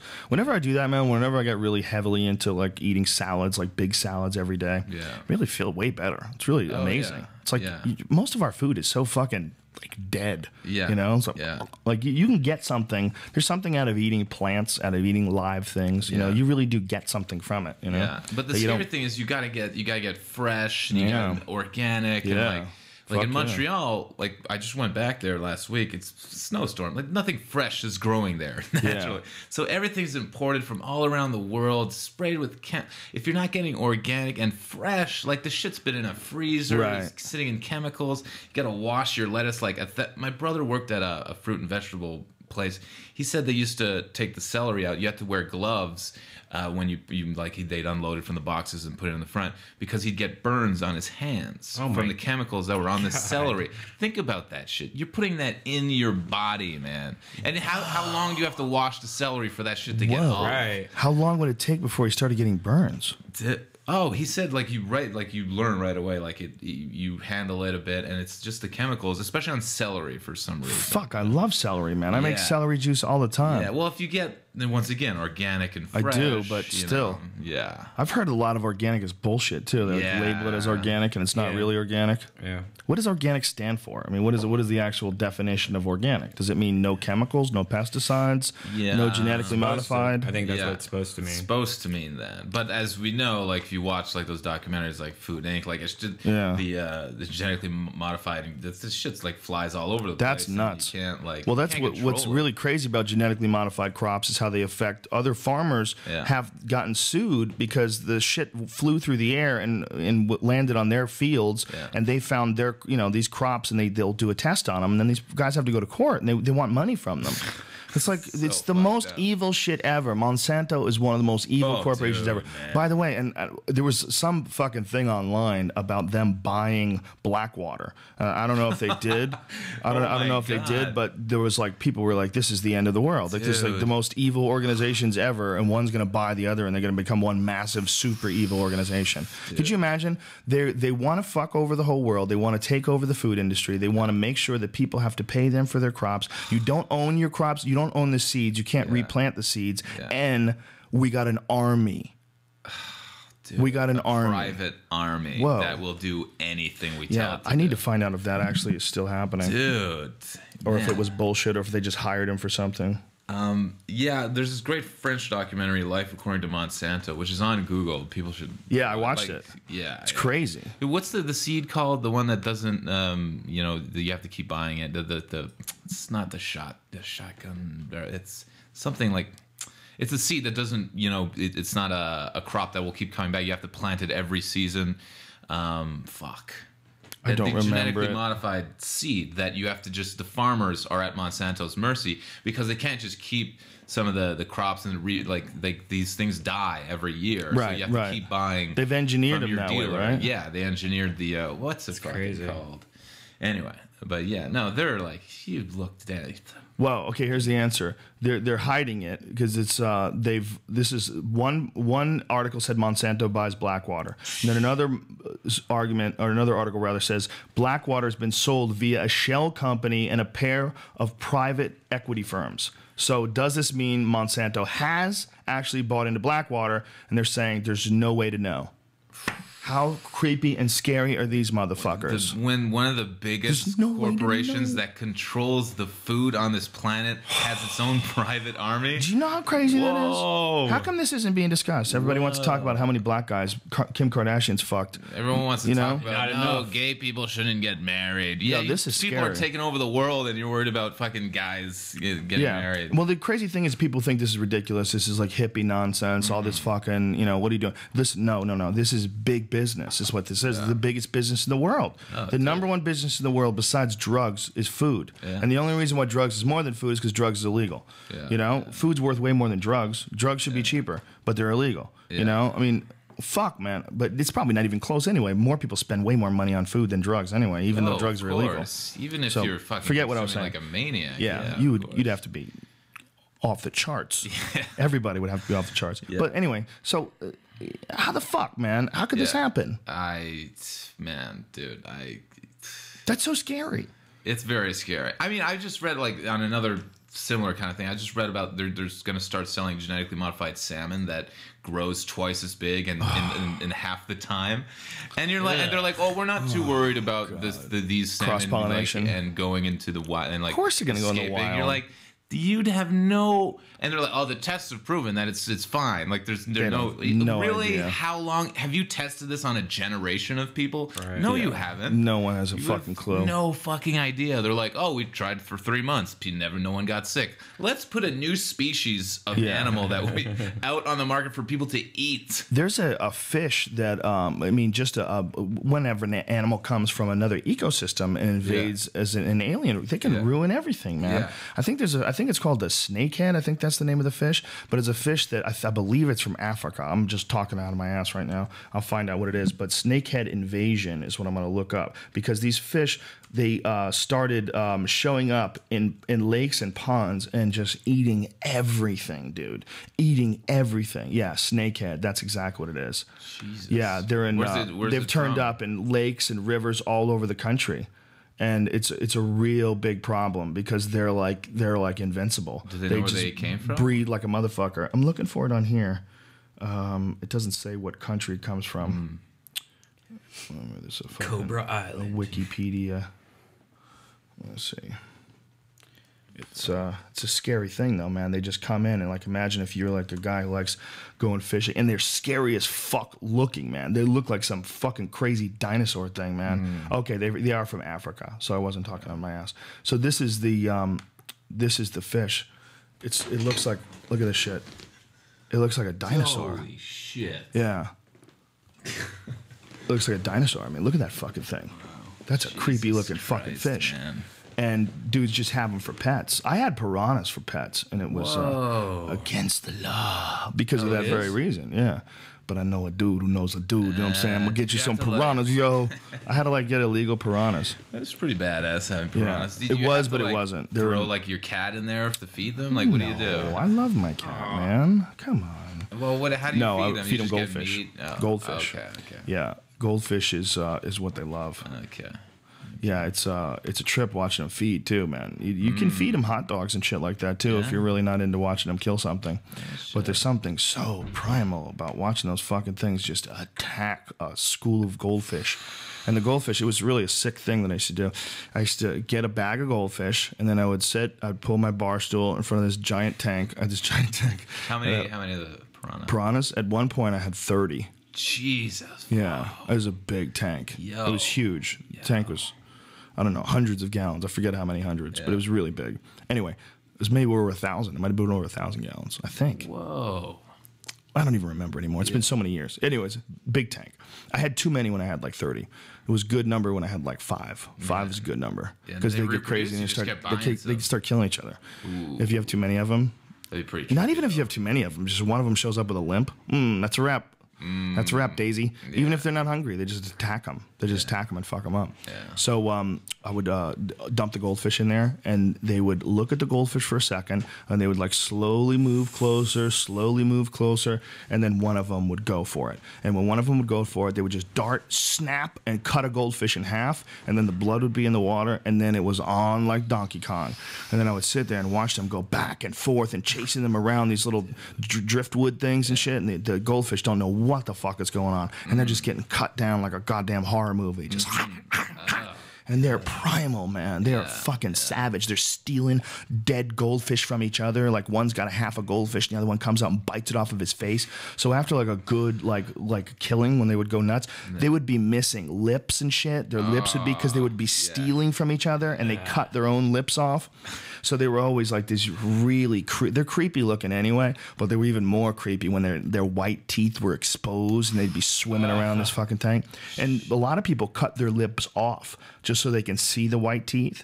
And you pull them out, and you remove their lips, and then you put them back in the water, and they swim around, and they swim around like monsters. And they look even scarier that way. Modified piranhas. Dude, there's a fucking crazy piranha. It's like a cousin to a piranha, and they just what is the name of it? This big tigerfish, and they just caught one in the Congo. This guy went, and they had this TV show about it. He caught this thing in the Congo. It's the nuttiest thing you've ever seen in your life. It's got teeth that are as long as great white shark teeth. Wow. Enormous teeth. And it looks like a monster. It does not look like a real fish. It just this ridiculous mouth of giant fucking teeth, and just these dead eyes, and this big fucking plate-covered body of death, just swimming through incredibly fast waters and fucking things up. And it's huge.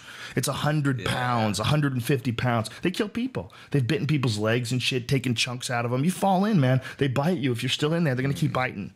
That's it. It's a wrap. There's a bunch of them there. They really are like a giant piranha. Yeah. Thank God we're separated from these Fuck guys. Yeah, man. Can you imagine if those things had legs? We'd all be fucked. Well, we're fucked if fucking mountain lions increase in population. Yeah. You know, in California, especially Southern California, it's every couple of years some asshole on a bike gets jacked by a cougar. I know. I love fucking hiking, but I get so... I love smoking and going hiking, and I get so... I walk around... My brother came to visit me. I was walking around with rocks because I saw a Discovery Channel thing, but people getting attacked by mountain lions. Bring mace if you want to bring something. Bring like I had bear mace that I used to bring when I would live in Colorado. When I lived in Colorado, I used to carry a gun. I carried 2 guns once, a gun always, and mace.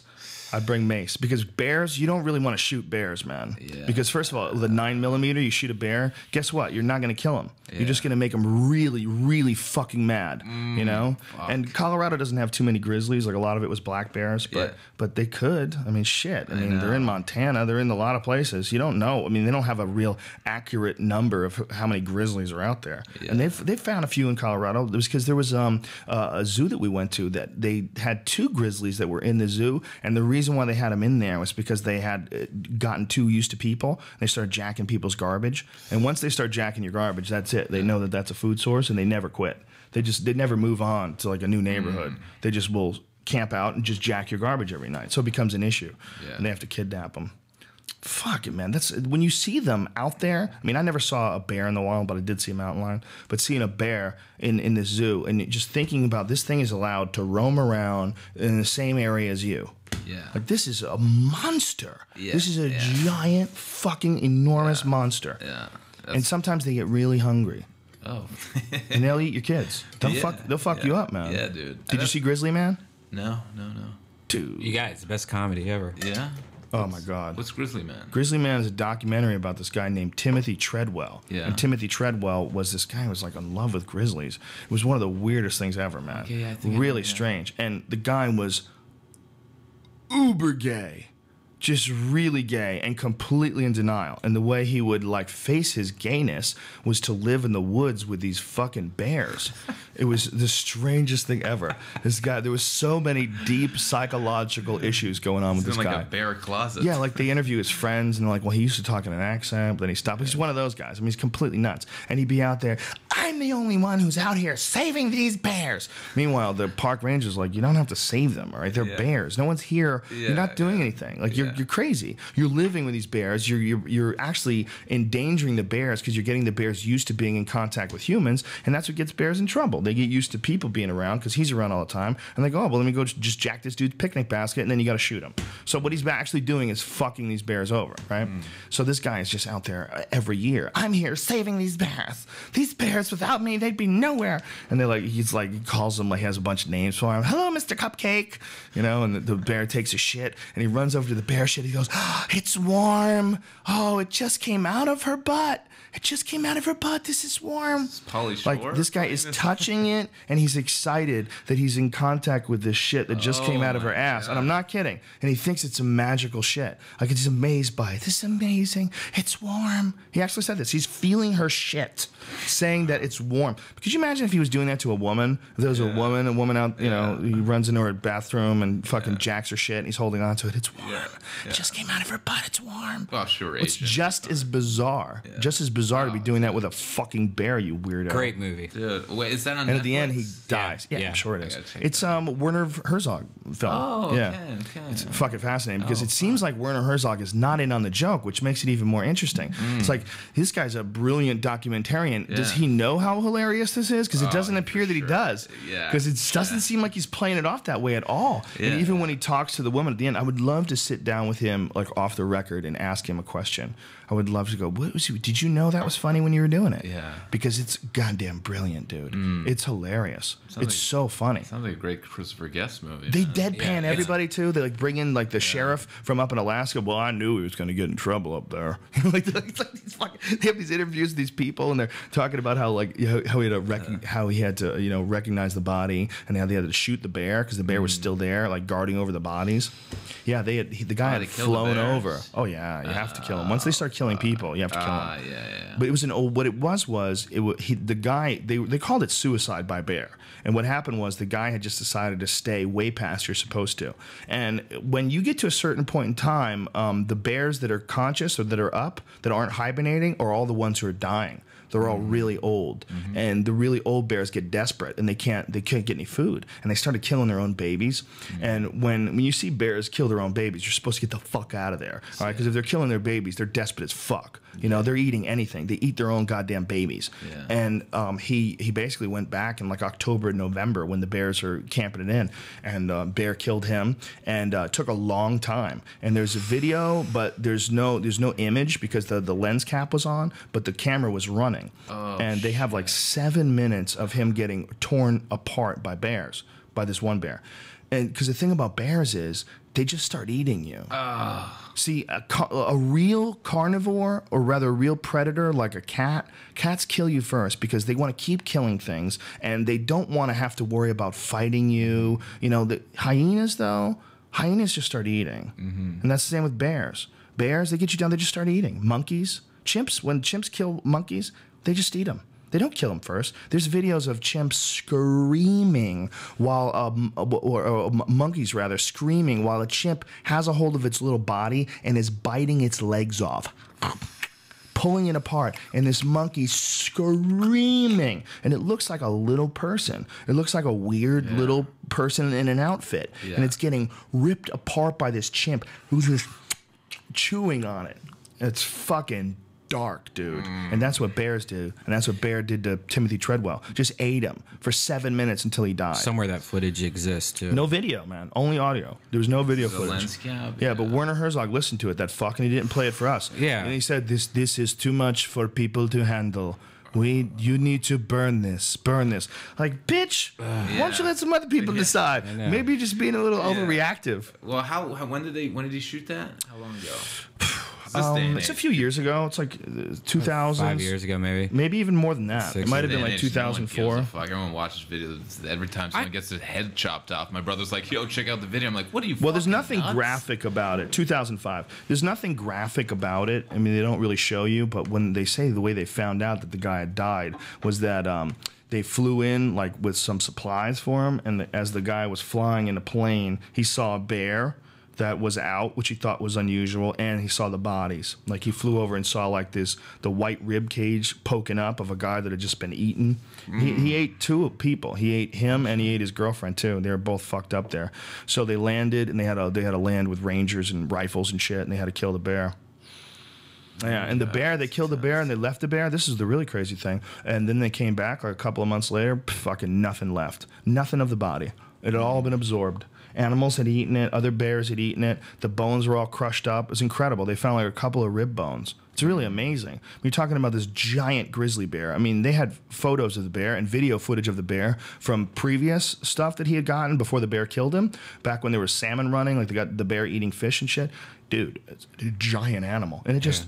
within a few months, it's gone. Yeah, get really baked before you watch it, though. Oh, yeah, dude, it's one of the greatest documentaries ever. Jesus. Most unintentional comedy, I think, ever in a documentary. It's like Richard Simmons out in the woods. It's like a Coen Brothers movie. It really is like the Coen Brothers did it as a goof. It's like, I mean, I was amazed. But it's kind of perfect that the bear ate him, like in terms of the documentary. Like, sure, Herzog was probably there going, yes. Yeah, well, I believe he started the documentary after the guy died. Oh, okay. Well, yeah. How did they... He had video footage that he had shot himself for years and years by himself, and he's so crazy. He would set up the camera, and he would look into the camera. I'm out here alone in this forest protecting these bears because no one else gives a shit. No one gives a shit, so fuck you, park ranger. Fuck you, United States government. Fuck you, Alaska. Like, he's just going off, like screaming, okay, let's try this again. Take 3. And he'll do it like over and over and over again, and he obsessively filmed himself. So they have, not only do they have this incredible wealth of footage from here, but I watched the Grizzly Man Diaries, okay? Because he has so much footage, they turned it into a fucking reality show 7 years after this dude's dead, okay? And I watch it all the time. There's a fucking reality show. I didn't know that. Dude, I watch it all the time. You want to watch it? So it's just like all the Easter, or the bonus cuts? After we're done here, bro, let's get something to eat. We'll hit the fucking vaporizer, and we'll fucking have a good time. It's genius, man. It's just, he's just gold. He's gold all day. I wish the motherfucker was still alive. Wasn't there a part? I'd have him on the podcast in a heartbeat, son. Wasn't there a part in it where he goes, everyone, did you already say this? Everyone thinks I'm gay. He talks about it. There's a part. He walked with a camera. He's like, well, you know, I guess, no, this is what he said. He goes, it'd be so much easier if I was gay. You know, I just can't find a girl. I can't find the right girl. I can't find the right girl. Maybe it's because you're living in the woods with monsters, you fuck. Like, what chicks want to be put in a nice roof over their head, okay? They want to be taken care of. They want a man who loves them and supports them. They don't want, let's go live in a house made of fabric, okay, amongst monsters. You want me to sleep outside on the ground with no more than fabric above me while monsters roam around. They're my friends. Look, it's Mr. Cupcake. Hey, Mr. Cupcake. Mr. Cupcake. When you eat me in a couple of months, can you think you could start from the head first so I die quicker? Ass first. 7 minutes this guy dies. Think about how fucking long. Think about holding your breath for 7 minutes, right? That's a long ass time. Now think, you can't do it. Now think about something eating you for 7 minutes before you die. Eating you. Just pulling chunks out. You're screaming, and it's just eating your feet. And you're just squirting blood like a broken faucet. When do you just pass out? Like a few. I don't know, man. I don't know. Into it, you're like, okay, I'm dying, and you accept it. And then you wake up when he bites your dick off. 6 more minutes, you're like, okay, I'm dying. Okay, I'm gonna die. Still conscious. Dude, he just starts eating your asshole. Just big chunks. He's got his giant paw and he puts it on your cheek and he's just ripping out your asshole. Just pulling out, literally eating your asshole while you're still alive. Dude, man, fuck a bear, man. Fuck a bear. People in my neighborhood, too, when I lived in the Colorado mountains, are like, well, if you see a bear, you report it. What the fuck are you talking about? I'm going to shoot that thing. I'm going to shoot the fuck out of that thing. Dude.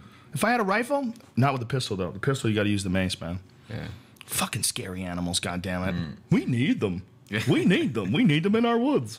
Fuck you, we do. Fucking kill them all. Put them in zoos. That's why I don't do the whole. I don't know if you guys surf, but I have a bunch of friends that surf, and they want me to go. I'm like, you do? You have any idea like the size of the monsters that are in there? Guy just died recently in Santa Barbara, man. They bit in half in front of his friends. Like if sharks were walking on land, you'd go. I'm not going where those monsters are hanging out. Right. You go really on this little board. You're going where there are like things that eat people Yeah. that are twice or 3 or 4 times the size of you. Well, you know what? I think I'm gonna play. If I'm gonna surf, I'm gonna do it on the Xbox. Yeah, you know, right. I think I'll do that. This is what I tell people: if there were 3 werewolves in the country, fact proven 3 werewolves, would you ever be in the woods at night on a full moon? Ever? Why the fuck would you take that chance? Yeah. You wouldn't. Yeah. Okay. Yeah. Well, there's a million sharks, you fuck, and they're not just sharks when it's a full moon. They're sharks every day, and they can't even stop, because if they stop, they drown.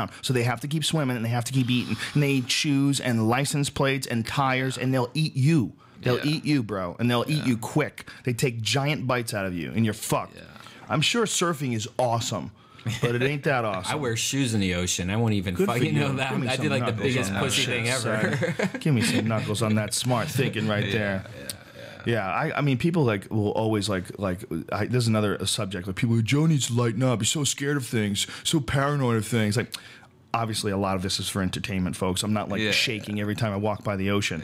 But the point being, logically and realistically, we're all going to die eventually. Absolutely. But that's not the fun way to go. Yeah. The fun way to go is you live a long life, you fucking party your ass off, you make a lot of good friends, and people miss you when you're gone. You're surrounded by your friends and loved ones as you pass to the next stage of existence. Not, ooh, look how pretty the water is. Where's my legs? And some fucking thing is just taking chunks out of you.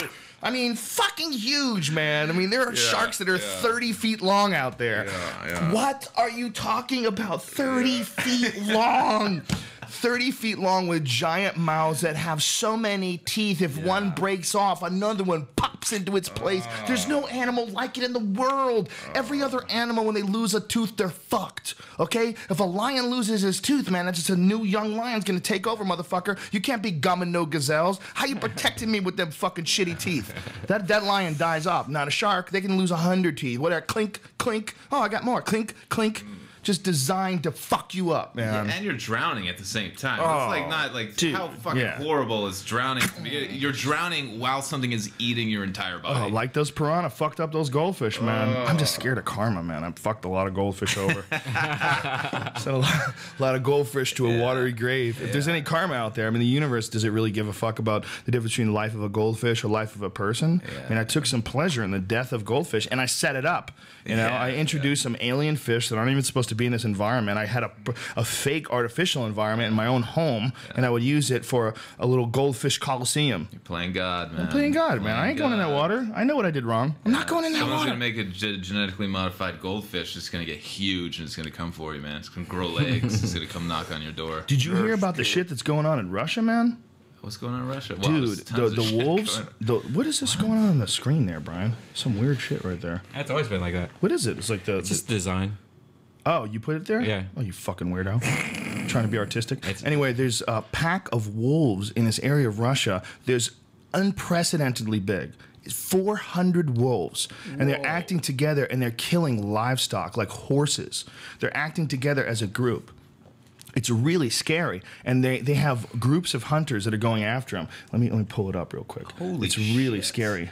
Can you imagine you're in the woods taking a little stroll, 400 wolves Dude, in it's front of really you? scary. There's a video of fucked. wolves in Russia. Have you ever seen the video on YouTube? No. Yo, you got to check out this video. It's Yeah? fucking badass. Have you ever seen it, Brian? No. You do Some wolves people in think Russia? it's fake. I do not believe it's fake. It's a video of these guys that are pulling over people in Russia. They're pulling people over for like traffic violations, and it's, you know, like they're right by the woods rather.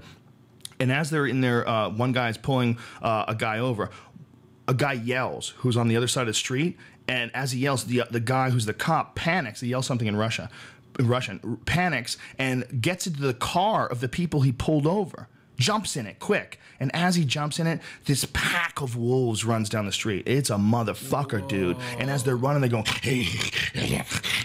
Why do people think it's fake? Oh, a lot of people don't think it's real. You know, people call fake. I mean, look about you. You call fake on everything. Pull yeah. Pack of wolves, police officer. Pull that up on YouTube. But anyway, so this super pack of wolves is terrorizing this fucking town. They've killed 30 horses in 4 days. Yeah. What? They've never seen anything like it before, and they've had to put bounties on the wolves' heads. So they're putting 210, I don't know what it is, because it's pounds, I believe it is. It might be euros, 210 euros. It's probably euros, right? Do they go under the euro? What do they use? That was a vodka, by the way. It was a vodka. Was it fake? Yeah. It was fake. Yeah. Okay. Oh, well, this isn't a fake. vodka How did ad. you find that so quickly? How did they find it? How did they make it a vodka ad? I searched it and it says wolf attack videos, a viral ad for vodka brand. But it doesn't even have the How does vodka that in it. advertise vodka? Pull the I think video up. once It's pretty people dope. Find out. It does seem a little bit too well filmed. Yeah. They did too good of a job. So anyway, this think about this shit, man. The temperatures up there are minus 49 degrees Celsius, and it killed off all the normal prey of these wolves. So wolves thrive in cold weather, but there's a lot of animals. Yo, what are you doing, man? I was just playing. Just cue that shit up so we don't have to watch this guy's gay ad. Presents. I present. Here it goes. So, yeah, see, that looks like too well framed, you know? Yeah, yeah. That's a good traffic camera. Yeah. Both cars are in frame. But it's pretty dope, man. I like when it happens. I wish it was real. Yeah. I wish it was a werewolf. Yeah. So, I mean, think about that temperature right there. 49 degrees Celsius. That's fucking crazy, God, man. that's Edmonton shit. Minus 49 degrees, yeah. Yeah. And so these wolves are nothing to eat, so they all figured out how to get together. And this population, this town, is only 1,300 people. So wrap your head around that. 1,300 people, 400 wolves. So almost for every three people, there's a wolf. Oh man. What the fuck, man? Get the fuck out of that Could you town, imagine? dude. Every 3 people, there's a wolf? Like Jesus. the chances of you dying by wolf attack are like the chances of you dying of old age are nothing. It's Nothing. terrifying. And it's just started to happen again. There's been 2 instances in the last, fucking 100 years or so. And they've both been within the last 10 years of people getting killed by wolves. It's on record. Yeah, we used to think that, wolves are cool, man. They're like dogs, man. They're like rebels. Yeah. No, they're fucking killers. Yeah. They'll kill you, too. You know, if they catch you alone, we used to have remember the old Walt Disney movies? There was the wolves would try to get Beauty and the Beast. The wolf would fucking sneak up on him. He would have to, he would have to fucking fight off the wolves that wanted to kill Beauty, right? Yeah. Remember that shit? Oh, yeah. They attacked them. Yeah. That's real. Yeah. We just have fucked them over so bad in this country that we started to have respect for them again. Oh, wolves aren't so bad. Yeah. They're cool, man. Yeah. We need them. They're beautiful. You know, they represent freedom. Yeah. Wolves represent freedom. Yeah. I never think about wolves, but this guy thinks about wolves every day. I think about all animals because I'm closer to an animal than you are, for sure. There's 1% DNA differential, whatever the fuck it is, between humans and chimpanzees. I'm closer. Yeah, way to closer. I'm more cat. God damn it! I'm too close. I want to go into the woods. I'm gravitating. I gravitate towards wild. Yeah. If we lived if there was a rainforest, I'd fucking live in it. If we have a rainforest right here, I'd figure out how do you kill the bugs. What do you go? You got to do electricity? Can you zap them? I need to have an area around, but live in a fucking rainforest. That would be the shit. Yeah, by shit you mean insanely dangerous. Yes. And boring. Anywhere where not boring. spiders can kill you, if spiders can kill you, I'm not going there. I'm sorry. How about spiders that destroy your hormones, man? There's a fucking Brazilian spider that we talked about. What the fuck was that thing called? I'm just scared of, I don't remember. I'm just scared of regular spiders in my bed because you read that some of these spiders are poisonous here in California and they hide in your shoes and your bed. Are there black widows here that have them? Yeah, they're black and brown. Those things scare the Yeah, I saw shit brown out of me. outside my house the other day. Recluses are the scary ones. Yeah? Because recluses, they do something to your skin. It causes your skin to die. So it causes your tissue to dissolve. It's really fucked up, man. Necrosis, I believe it's called. And when they bite you, they unload on you with all this fucking toxin, and it just crushes your skin. Whereas giant gaping wounds occur from one little spider bite because all the area around your skin dies and rots. It's scary shit, man. Really spooky shit. Let me find this fucking... I'm never going out again. I'm taking this fleshlight home. Brazilian wandering spider. That's what it is. And I believe we talked about it on the podcast before. Yeah. You got to look this up. Brazilian wandering spider. Were you always a musician, growing up? Or, did you rap growing up? Don't change subject, motherfucker. We're talking about vipers and shit. Spiders I wanted to killing bring up this one thing when we're talking about I watched that. the Hornets versus Wasps thing that you mentioned. Was it Hornets versus Wasps? when the hornets attack the bees' nests or whatever. Yes. Did you see that? I watched that, dude. After that was military shit. Dude, man. it's scary. Those are monsters. I mean, if they were big, if they were like horses, could you imagine if a bee was the size of a horse? Yeah. So this is what it's called, the Burmese Russell viper. That's what it is. It's a Russell viper. And what these things, they cause uncontrollable hemorrhaging of your pituitary gland where all your sex hormones are controlled. So if you get bit by this fucking thing, and if you survive the bite, which you probably won't, you'll be permanently impotent. And you become like a eunuch. Like you lose all your pubic hair, you stop producing testosterone, your body just gets jacked. You get neutered. And you get neutered by a bite. No, this is a python. Oh, it's python. Yeah. Jesus. What the spider does is the spider breaks your dick by forcing you to have raging, uncontrollable hard-ons that you can't, like painful, agonizing hard-ons. And when the hard-on's over, your dick's broken. So either you're dead, either you die. And by the way, it's the most potent toxin of any spider. So it either kills you or you live and your dick's broken forever. So both animals break your dick. It's just like instinctively we're afraid of like spiders. Yeah. You even see like just a tiny spider, like because some of those can fuck you up. Yeah, man. there's genetic memories. I'm absolutely convinced, and I've read about it before. Where this guy Rupert Sheldrake was talking about. I believe he's an evolutionary biologist, and he was talking about how animals are what people are really terrified of. Monsters, like no matter what the real dangers of your environment. If you're a child and you live in New York City, you're not worried about car accidents or rapists, or you're worried about monsters. Yeah. And the reason being is because there's some ancient memories of us when we used to get killed by jaguars and shit, and we're scared of the night and we're scared of monsters because that's really what they were, man, and the ones that survived of this carried this incredibly potent, terrifying memory, and it's actually imprinted into people genetically.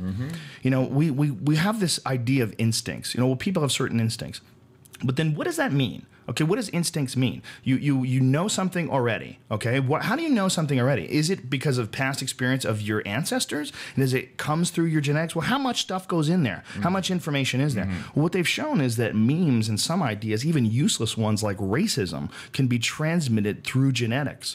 So the same thing that causes you to like have an instinct, to not do something like don't go near heights. Oh, you already know it instinctively. Yeah. The same thing is actually you can like transmit other ideas into people's heads. You can transmit even talent maybe into people's heads. It's pretty fucking trippy when you think about it. Because we don't have a documentation of where all our information comes from. I mean, how much of your information is from your ancestors? How much of it is from all these people that have lived before you that have made mistakes and learned from them, and you sort of have this internal wisdom thing going on because of that? I believe that. Totally, right? Yeah. When you meet someone who's wise beyond their years, what is that? Is it that they've had an incredibly difficult life? That's a possibility. Or is it that, somehow or another they have gotten a rich history of people who have survived and learned shit, and it's incorporated into their DNA? Yeah. And it's very egotistical also to think that, I'm just a smart person, or I'm very careful because I'm afraid. Like, it's like, no, you are afraid. You have millions of years of people going, that is bad. That is good. That is bad. That is good. And it's not either or. It's not either or. I mean, you certainly have learned. You certainly are smart. And there's, some people most certainly do learn better from, fucked up situations. There's a lot of them that absolutely do. Yeah, I got a lot of buddies who don't learn shit. Man, there's a lot of that going on, man. Yeah, man. There's a lot of people that don't ever learn, and you just got to constantly fucking talk to them about shit. Dude, come on. Really? What? Fuck him, man. What? Yeah. Yeah, it's I got spooky. a buddy who just got a third DUI, and I'm like, really? Like, are you in, like, what? See, I don't get that because I am very bad at drinking and driving, but I'm 30. Are you bad or are you good at it? No, I'm really good at it, and I don't know if it's video drink and games. drive a lot? Yeah, you gotta watch that shit. Well, how often do you drink and drive? Well, I mean, I think having a few beers is considered drinking and driving, so I probably drink and drive every day. Whoa. Dude, listen, first of all, you're just kidding because people can hear this and cops listen to this dummy. If they ever pull you over and go, I'm a fan of the podcast. No, what I'm saying is like... Get out of the car. I know which comedy club you're going to be. What I'm saying is that anytime you go out, you have maybe a couple drinks. You go in your car, that's considered drinking and driving. If you have 2 beers in you, that's drunk. Okay. Whenever Brian is wrong about something, he gets very excited and raises his voice. No, how much you want to bet?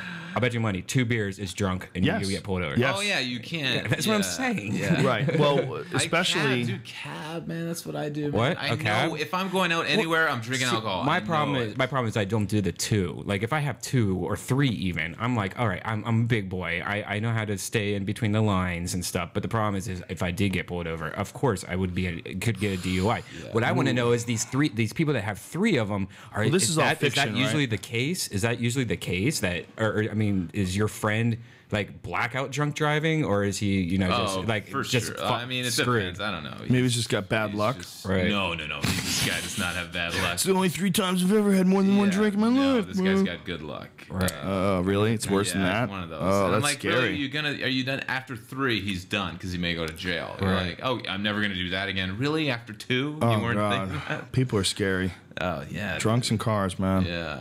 People are scary people. So, I mean, that's the real problem is there's too many of us and we can't help everybody get their shit together. Yeah. So you're always going to be around a bunch of people that are broken.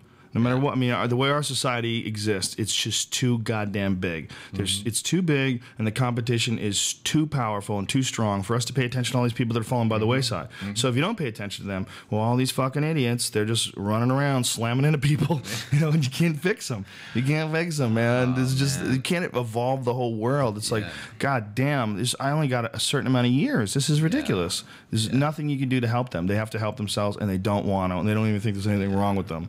Like, fuck you, bitch. Ain't nothing wrong with me, bitch. Yeah. Can you imagine the end of your life is some idiot who's just like fucking wasted, gets in his car. I can drive home. It happens all the time, man. Smack. It's terrifying. Like, that's the end of your life. And no one, and there's so many of them out there that it's almost nothing you can do about it. You just have to be vigilant, keep an eye out, be very careful as you're driving.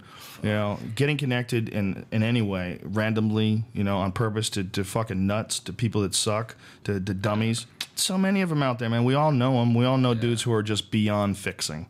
Yeah. Like there's nothing like I know a bunch of dudes that if I knew I could get away with it, I'd fucking shoot them right in the head. Shoot them right in the head. If I was alone in the woods and it was like Armageddon time and like there was no more media and cell phones didn't work anymore. And I thought this dude would be a problem. I just walk him in the woods. Come on, let's go for a walk. Man, I saw some deer over here. You want to help me hunt? Yeah. Let's go hunt. What's over there? Boom. Yeah.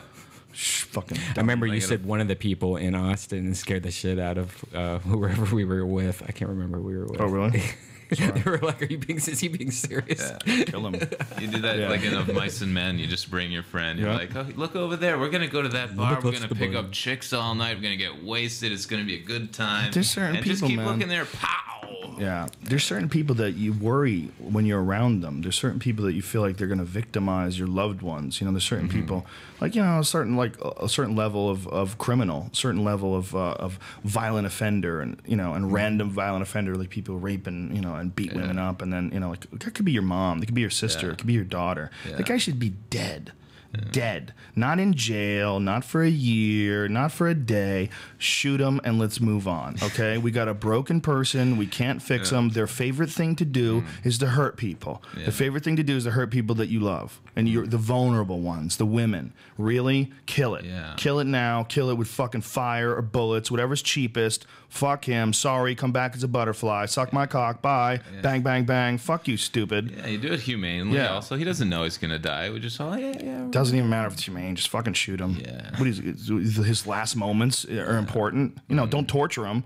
But what does the police stop? Shut the fuck up. Doesn't matter if you yell at him. You're gonna shoot him in the head. Was it worse to yell at him? There with him, like. Yeah, right. Well, animals in the zoo. I mean, how many animals in the zoo need to be fed? What are we gonna give them steak? That's stupid. Give them live chickens. Give them fucking people, man. Get some cunts. Throw cunts in there. I bet bears would love to eat cunts. They're tired of berries. They're tired of picnic baskets. Just throw a cunt in that cage. Some fucking guy who's been busted for the 5th time drinking and driving slides into a family of 5. Throw him in that fucking Gladiator. cage. We will. Dana White will be in charge of that in the future. There'll be a Coliseum. No, that's when I take over the UFC. Dana's going to retire. They're going to ask me to take his job. I'm going to go, okay, I got an idea, though. Sit down. Listen, okay, after the nuclear war, Life is cheap. Yeah. Dude, I watched that, man. Yeah, I would too. That's the problem. You know, I mean, if we could go back in time right now to the Coliseum, you know, what would you do? Would you stand up and say, "You must stop this, please"? What are you doing? No, you would sit down and you would go, "You gonna drink that wine? Yeah, fuck it." Yeah, we would be sitting there. We'd be drinking wine. Right next to us, there'd be some old dude fucking some boy in the ass. You know, that's how they rocked it back then. They would just bend him over the fucking rails of the Coliseum and bang him in the ass while the things are going on. Yeah. Dude, they were banging little boys left and right back then, and you just had to look away, and be glad. How long would it take us to be banging boys? If we say we jump in a time machine, and you're like, it's just so culturally accepted, and like everyone's doing it, all of a sudden you're like, fuck it, and you're like, why am I fucking this kid? Can you imagine? You're like, oh well, it's kind of accepted, and then you go back to the future, and you're like, what'd you do? Not much. Not much. Powdered wig. Yeah, that's hilarious. That is so funny. Oh my god, how long would it take you to think in jail before you started going gay? Never. Never? You never go gay? Never would go gay. What if it was like a really feminine guy, like really soft, hardly any pubes? Masturbation Yeah, works. I love Forever? Like everyone who says they wouldn't, like you're like, I'm sure those fucking dudes when they were going to jail were like, I'm not gonna be gay. And like 15 years down the line, like, well, I feel like fucking something, you know? I don't think it's 15 days, man. Yeah. I think they just start getting their dick sucked right away. Like, Yeah. fuck it, we're in. In the Mexican community, they call it gay for the stay. There's a thing with a lot of people that go to jail and they'll do some gay shit, but they only do it in jail. When they get out, they're not gay at all. You ever see that American Me, that Edward James Olmos movie? There was a lot of that going on in that movie. Like he would come out and he was all fucked up sexually, just wanted to rape chicks, bang them in the ass, because that's how he would get guys in jail. Yeah, it's a really creepy movie, man. It was like a first real exposure to the Mexican gang culture that I ever had, or any LA gang culture, you know? That and Colors. I watched a music video for Colors the other day, and I forgot about that movie. Colors. I am a nightmare walking, Colors. psychopath Colors. talking. Colors. It was Ice-T before he played a cop on TV. Oh, Isn't that the most yeah, ridiculous yeah. shit ever? Yeah. Ice-T as a cop on TV is like, what? How did that happen? He had a song called Cop Killer. Yeah. A song, okay? Yeah. It wasn't a part he was playing. He wrote that shit. You know, I'm a motherfucking cop killer. Remember, Ice-T was in a rock band for a while. Yeah. Do you remember that? Body Count. Body Count. Body you body remember it? motherfucking count. Yeah. Let's get butt That naked was and some fuck hard. I met him at the comedy shit. store one night. He was in the audience at the comedy store one night. He was cool. Yeah, I make some joke. I forgot what it was, but I was a big Ice-T fan when I was a kid. yeah, When I used to listen to newspapers, I used to listen to Ice-T's rap albums. Let's get buck naked and fuck. Yeah. Holy shit. He had some great shit. But it's just so weird seeing him playing a cop. It's like, what? Huh? Ice-T is playing a dad. You kids sit down back there. And He's no Ice Cube. Ice Cube, is playing a dad. Yeah. Like, man, Jesus. I mean, he is a dad. I understand all that. But god damn, dude. If Eazy-E were alive, he'd be like on 2.5 Men or something. Like, what the fuck? If Eazy-E was alive, he'd take a dick out of his mouth and go, will you stop that? That's gay.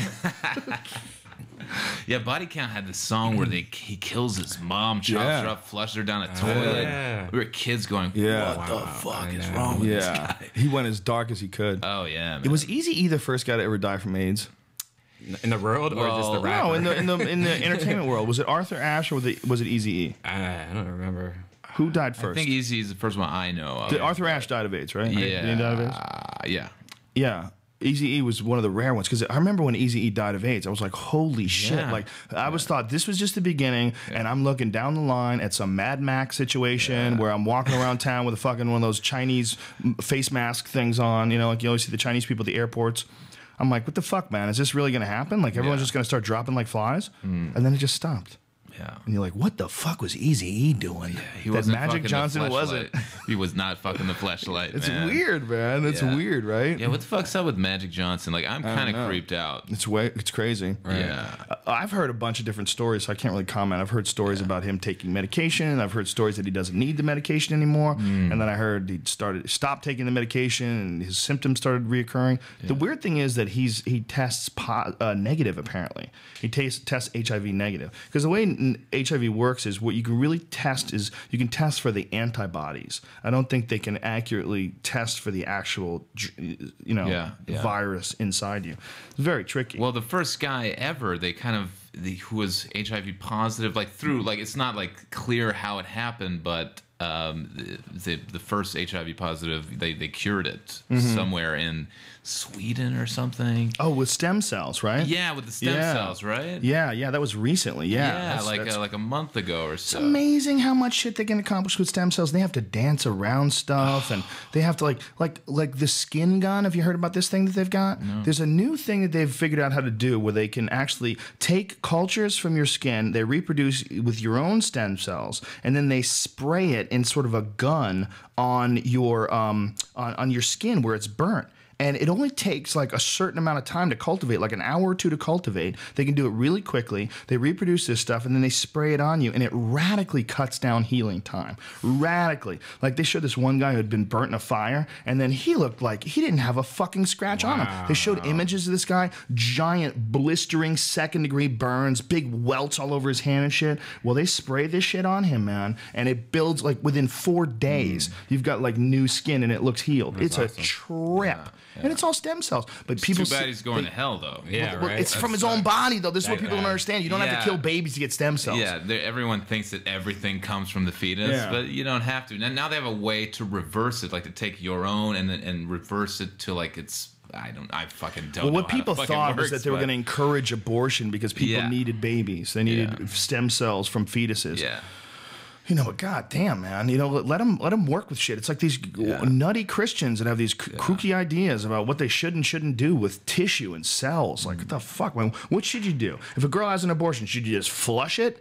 You're telling me if there's something that you can learn in there that can unlock the secret to immortality or cure cancer or whatever the fuck it can do, you're telling me you should just throw it away because it's dead and it's immoral and that somehow or another you're profiting off of abortion? Yeah. But the reality is people are so creepy. They probably would start doing abortion, right? They would start encouraging them. Like, you want a baby? You want a fucking baby? They shit. They yell.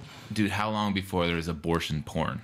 Think about that. Right. People like just how long before they would start paying for abortions? Yeah, dude.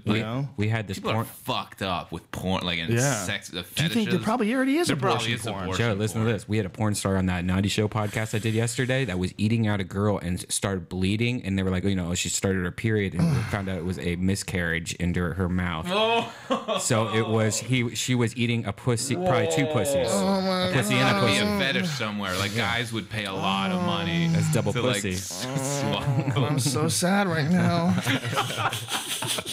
I'm so sad right now. Sometimes you're like, man, human beings, man, we fucked up shit.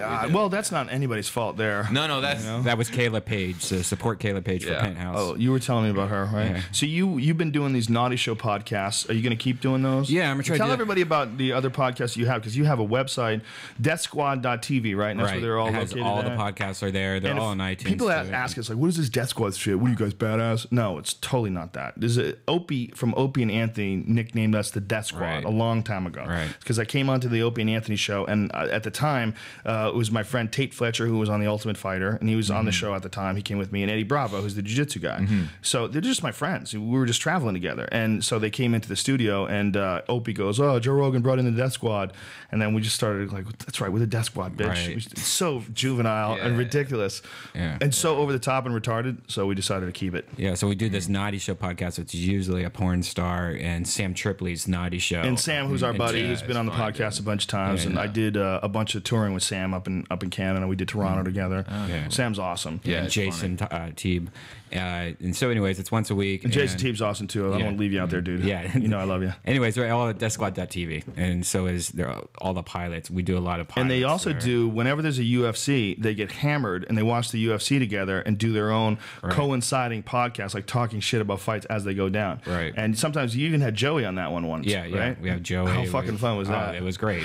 He's well, you get to go watch the UFC with Joey. I have to commentate, man. Yeah. He sits next to Joey Diaz. You know, that's you can't get any better entertainment than Joey Diaz. The last UFC, hung on acid. Okay, he drops 2 tabs of acids and watching cage fights, and they all. I mean, what was that like? What was that like sitting there with him for 6 hours? Well, it's like you're in bed with him because the seats are so small, so you're kind of like on his lap, like holding like a big stuffed animal. So you got that, you know, you got that, but then you got like the most hilarious commentary ever. And what's cool is that's what we do on the UFC Drunkcast. We pretty much, we'll have some people like that, Joey Diaz and stuff like that, and just getting drunk and watching UFCs, and it's kind of like a commentary. commentary. See, a lot of your fans like to rewatch the UFCs, so it's like, hey, turn it on with our commentary this time, and it's just a bunch of other comics just doing your job, but drinking and smoking weed, allowed and to do it the cussing right way. and do it the right way. Yeah. Well, I could never do it the right way too, because a lot of things you say when you're fucking around with your friends are very disrespectful. Right. You say, "Good night, bitch." Well, what the fuck I tell you?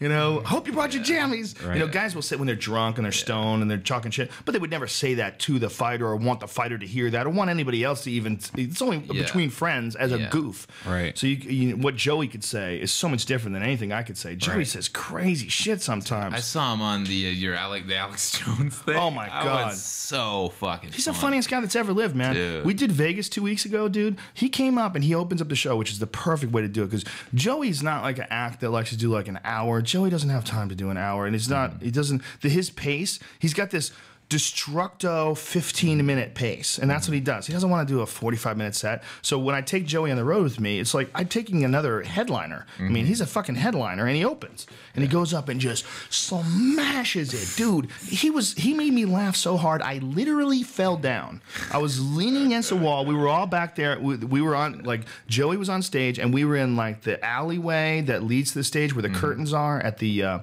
Lion King Theater in Mandalay Bay. Big, giant-ass fucking place. And we're leaning up against the wall, and Joey's killing so hard. We're all rocking back and forth, and dudes are bending over. People are slapping their legs. We're all, like, moving around. We were standing still, but nobody was standing still. Yeah. Like, you're laughing. I literally fell down. I fell down. I dropped to a knee. That's awesome. He just crushes. Yeah. He's got this bit about this yoga. He's taken yoga lately. And he's a 68-year-old lady in his yoga class. I'm gonna fuck that old bitch. I swear to God, Joe Rogan. He's got this bit about it, and we were crying, laughing, man. Yeah. He's got this bit about getting in a fight, a true story about a fight that he got in with a nun when he was a kid. Oh, you gotta fucking see it, man. Is that the funniest shit you've ever seen? Anything he says is hilarious. He's such a fucking treat to hang out with. He's gonna be in Arizona this weekend too. Yeah, where's he at? The new club, I believe. No. He's on some completely different thing. Yeah, because they got upset with him that he wasn't doing the new club, and he's like, "You're not even open yet, stupid." Oh. Danny Murr got upset with him. Danny Murr. But Joey is he's one of those guys, man, that just makes you. There's him back then when he was really young. That's when I met Joey. Grab that picture, man. Yeah, grab that picture. For the folks on Ustream, you'll be able to see this. For folks watching on iTunes, I don't know if it's available online anywhere. I have to upload it. But this was Joey Diaz when I first met him. And Joey only weighed like fucking 210, 215 pounds. He's a big guy. He's always been like a big football player looking guy. And this is him, like right after he started doing comedy. I met him like a couple of years after he started, when he moved from Seattle to LA. Was he a Comedy Store guy too? Yeah. He's just such a fun fucking guy. There's people that you meet in your life, and they're just the life of the party. Yeah. No one in my life has ever been the life of the party like Joey Diaz. I've met a couple of crazy people that are cool to hang around with every now and then, but no one just gets shit jumping like Joey Diaz. I mean, he goes on stage dancing, and right away just sets the tone, and he's the fucking man, dude. He's so fun. So important, man, to have fun, fucking cool people in your life. Yeah. Is that the most important thing in life? It really is, right? Yeah. More than anything else. Yeah. Being some rich cunt who's no friends, that's gotta suck bad, man. Being some dude living in some giant fucking mansion with 14 Ferraris. They make movies about running sweatshops and shit. Like Batman. Citizen Kane or the Social Network. It sucks to be rich and by yourself. Yeah, it's gotta be. What a dumb thing to say. Isn't it important to have friends? I'm Barney. Hi, kids. I love you. You love me. We're a happy family. That's how you see things. When you have kids, you see everything through the eyes of children's shows. My daughter took a fucking log in her potty the other day that I swear to God looked like Joey Diaz shit in there. I couldn't believe how big it is. It's shocking. I almost took a picture of it, but I just thought that's disrespectful. Put my daughter's shits on Twitter.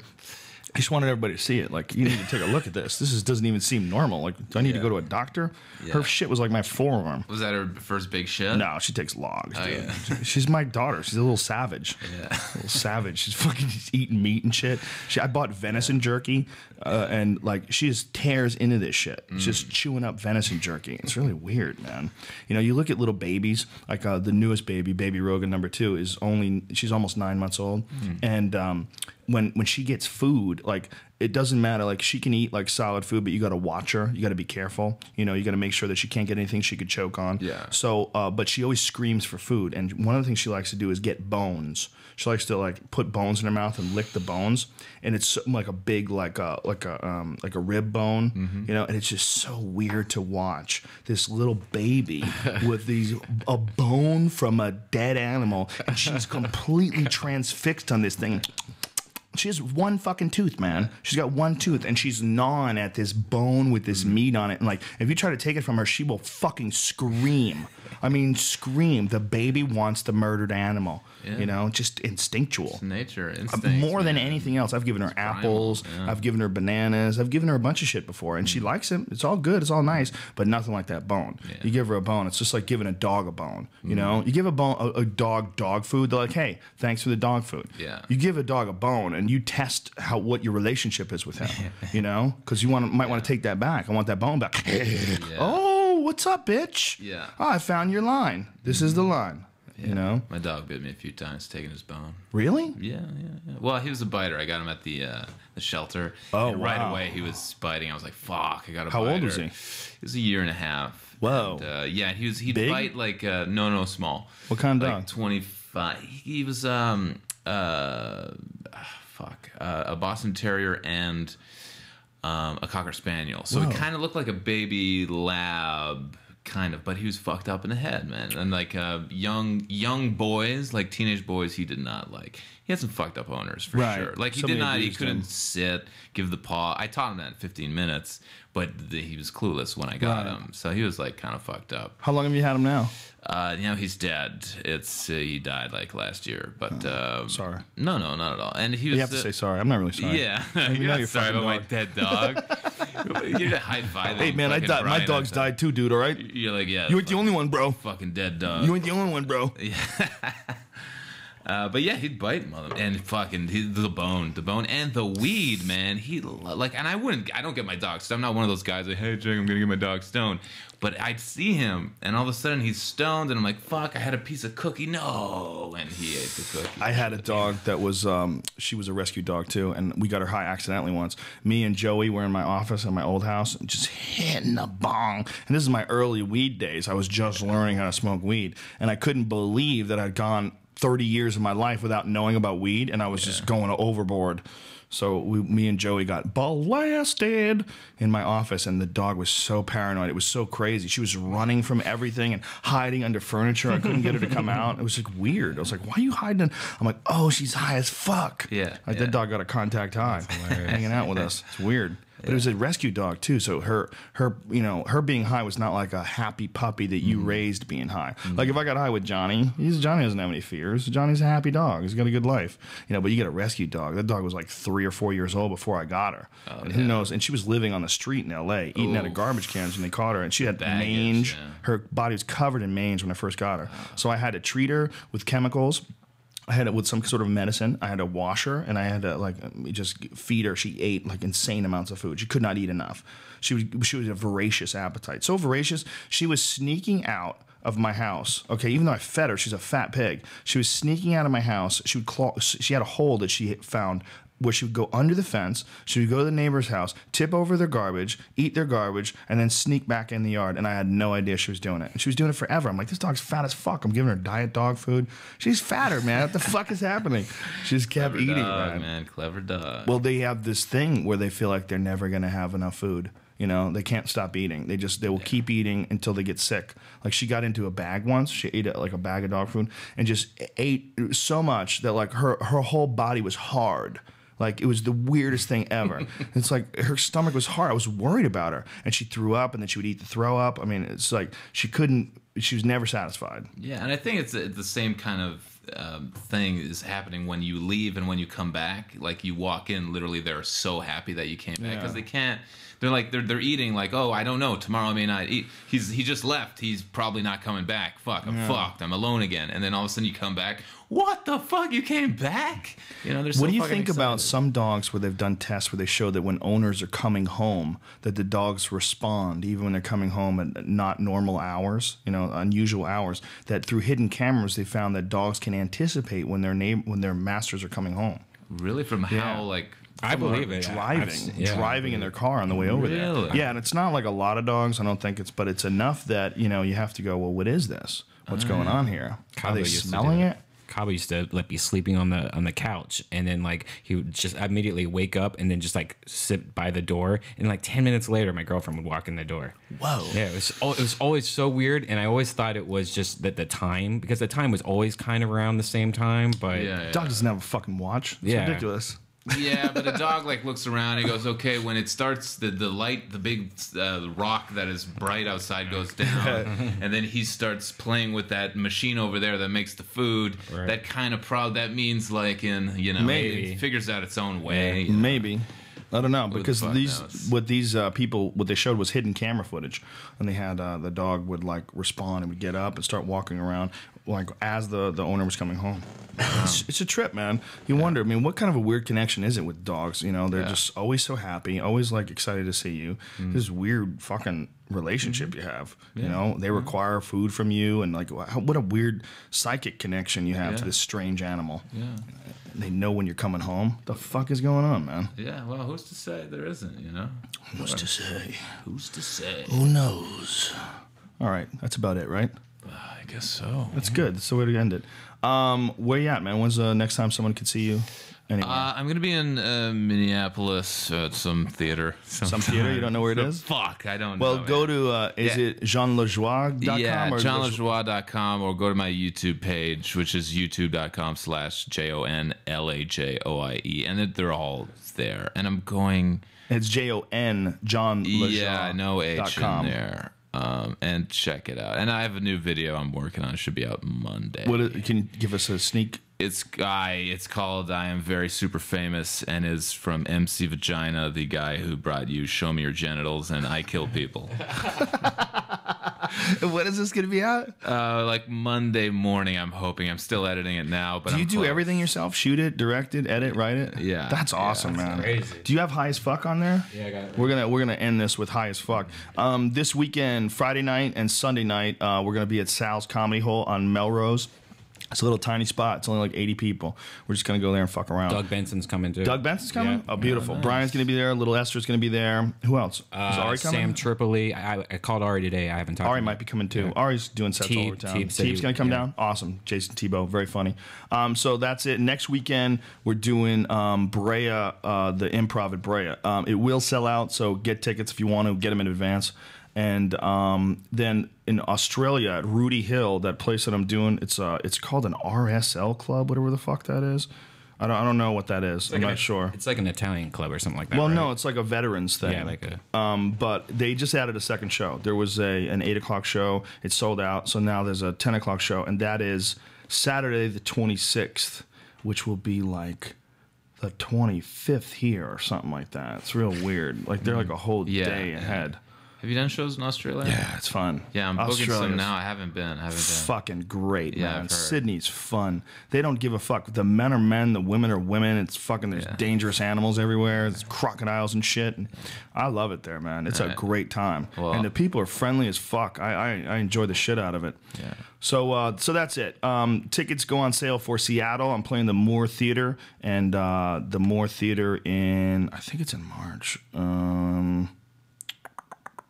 Yes, March 25th. They go on sale on Friday. All right. Thank you, everybody, for everything. Next week, we're going to have Pete Johansson, a very funny comedian from Canada. Do you know Pete? I know of him. I don't know him, but he's very funny. He's hilarious. He'll be here, and who knows who else. And eventually I'll get Dave Foley, and I got to call Boss Rutan. And all right, bitches. That's the end of the show. I'll see you in a couple days. Oh, thank you, Fleshlight, for sponsoring us and keeping the lights on. We love you, and you love us, and that's how it should be. Go to JoeRogan.net and click on the link. Good producer, Brian's like my mom. He's like my mom. That's great. He keep me in line. Yeah. Go to JoeRogan.net, click on the link, and enter in the code word Rogan. You get 15% off.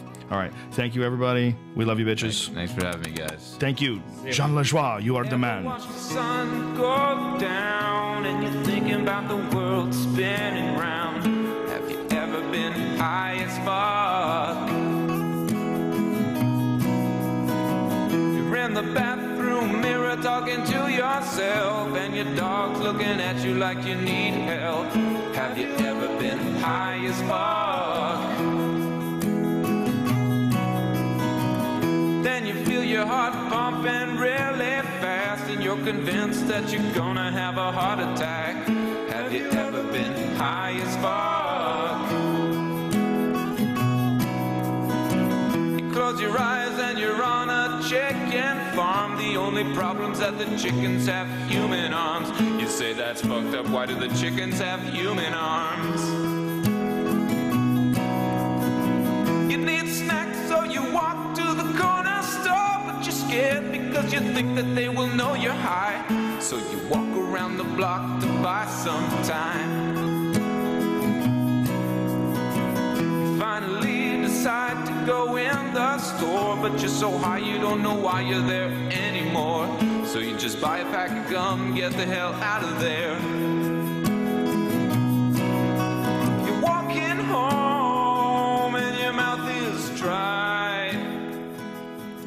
You should have bought some juice and snacks, but you were too high.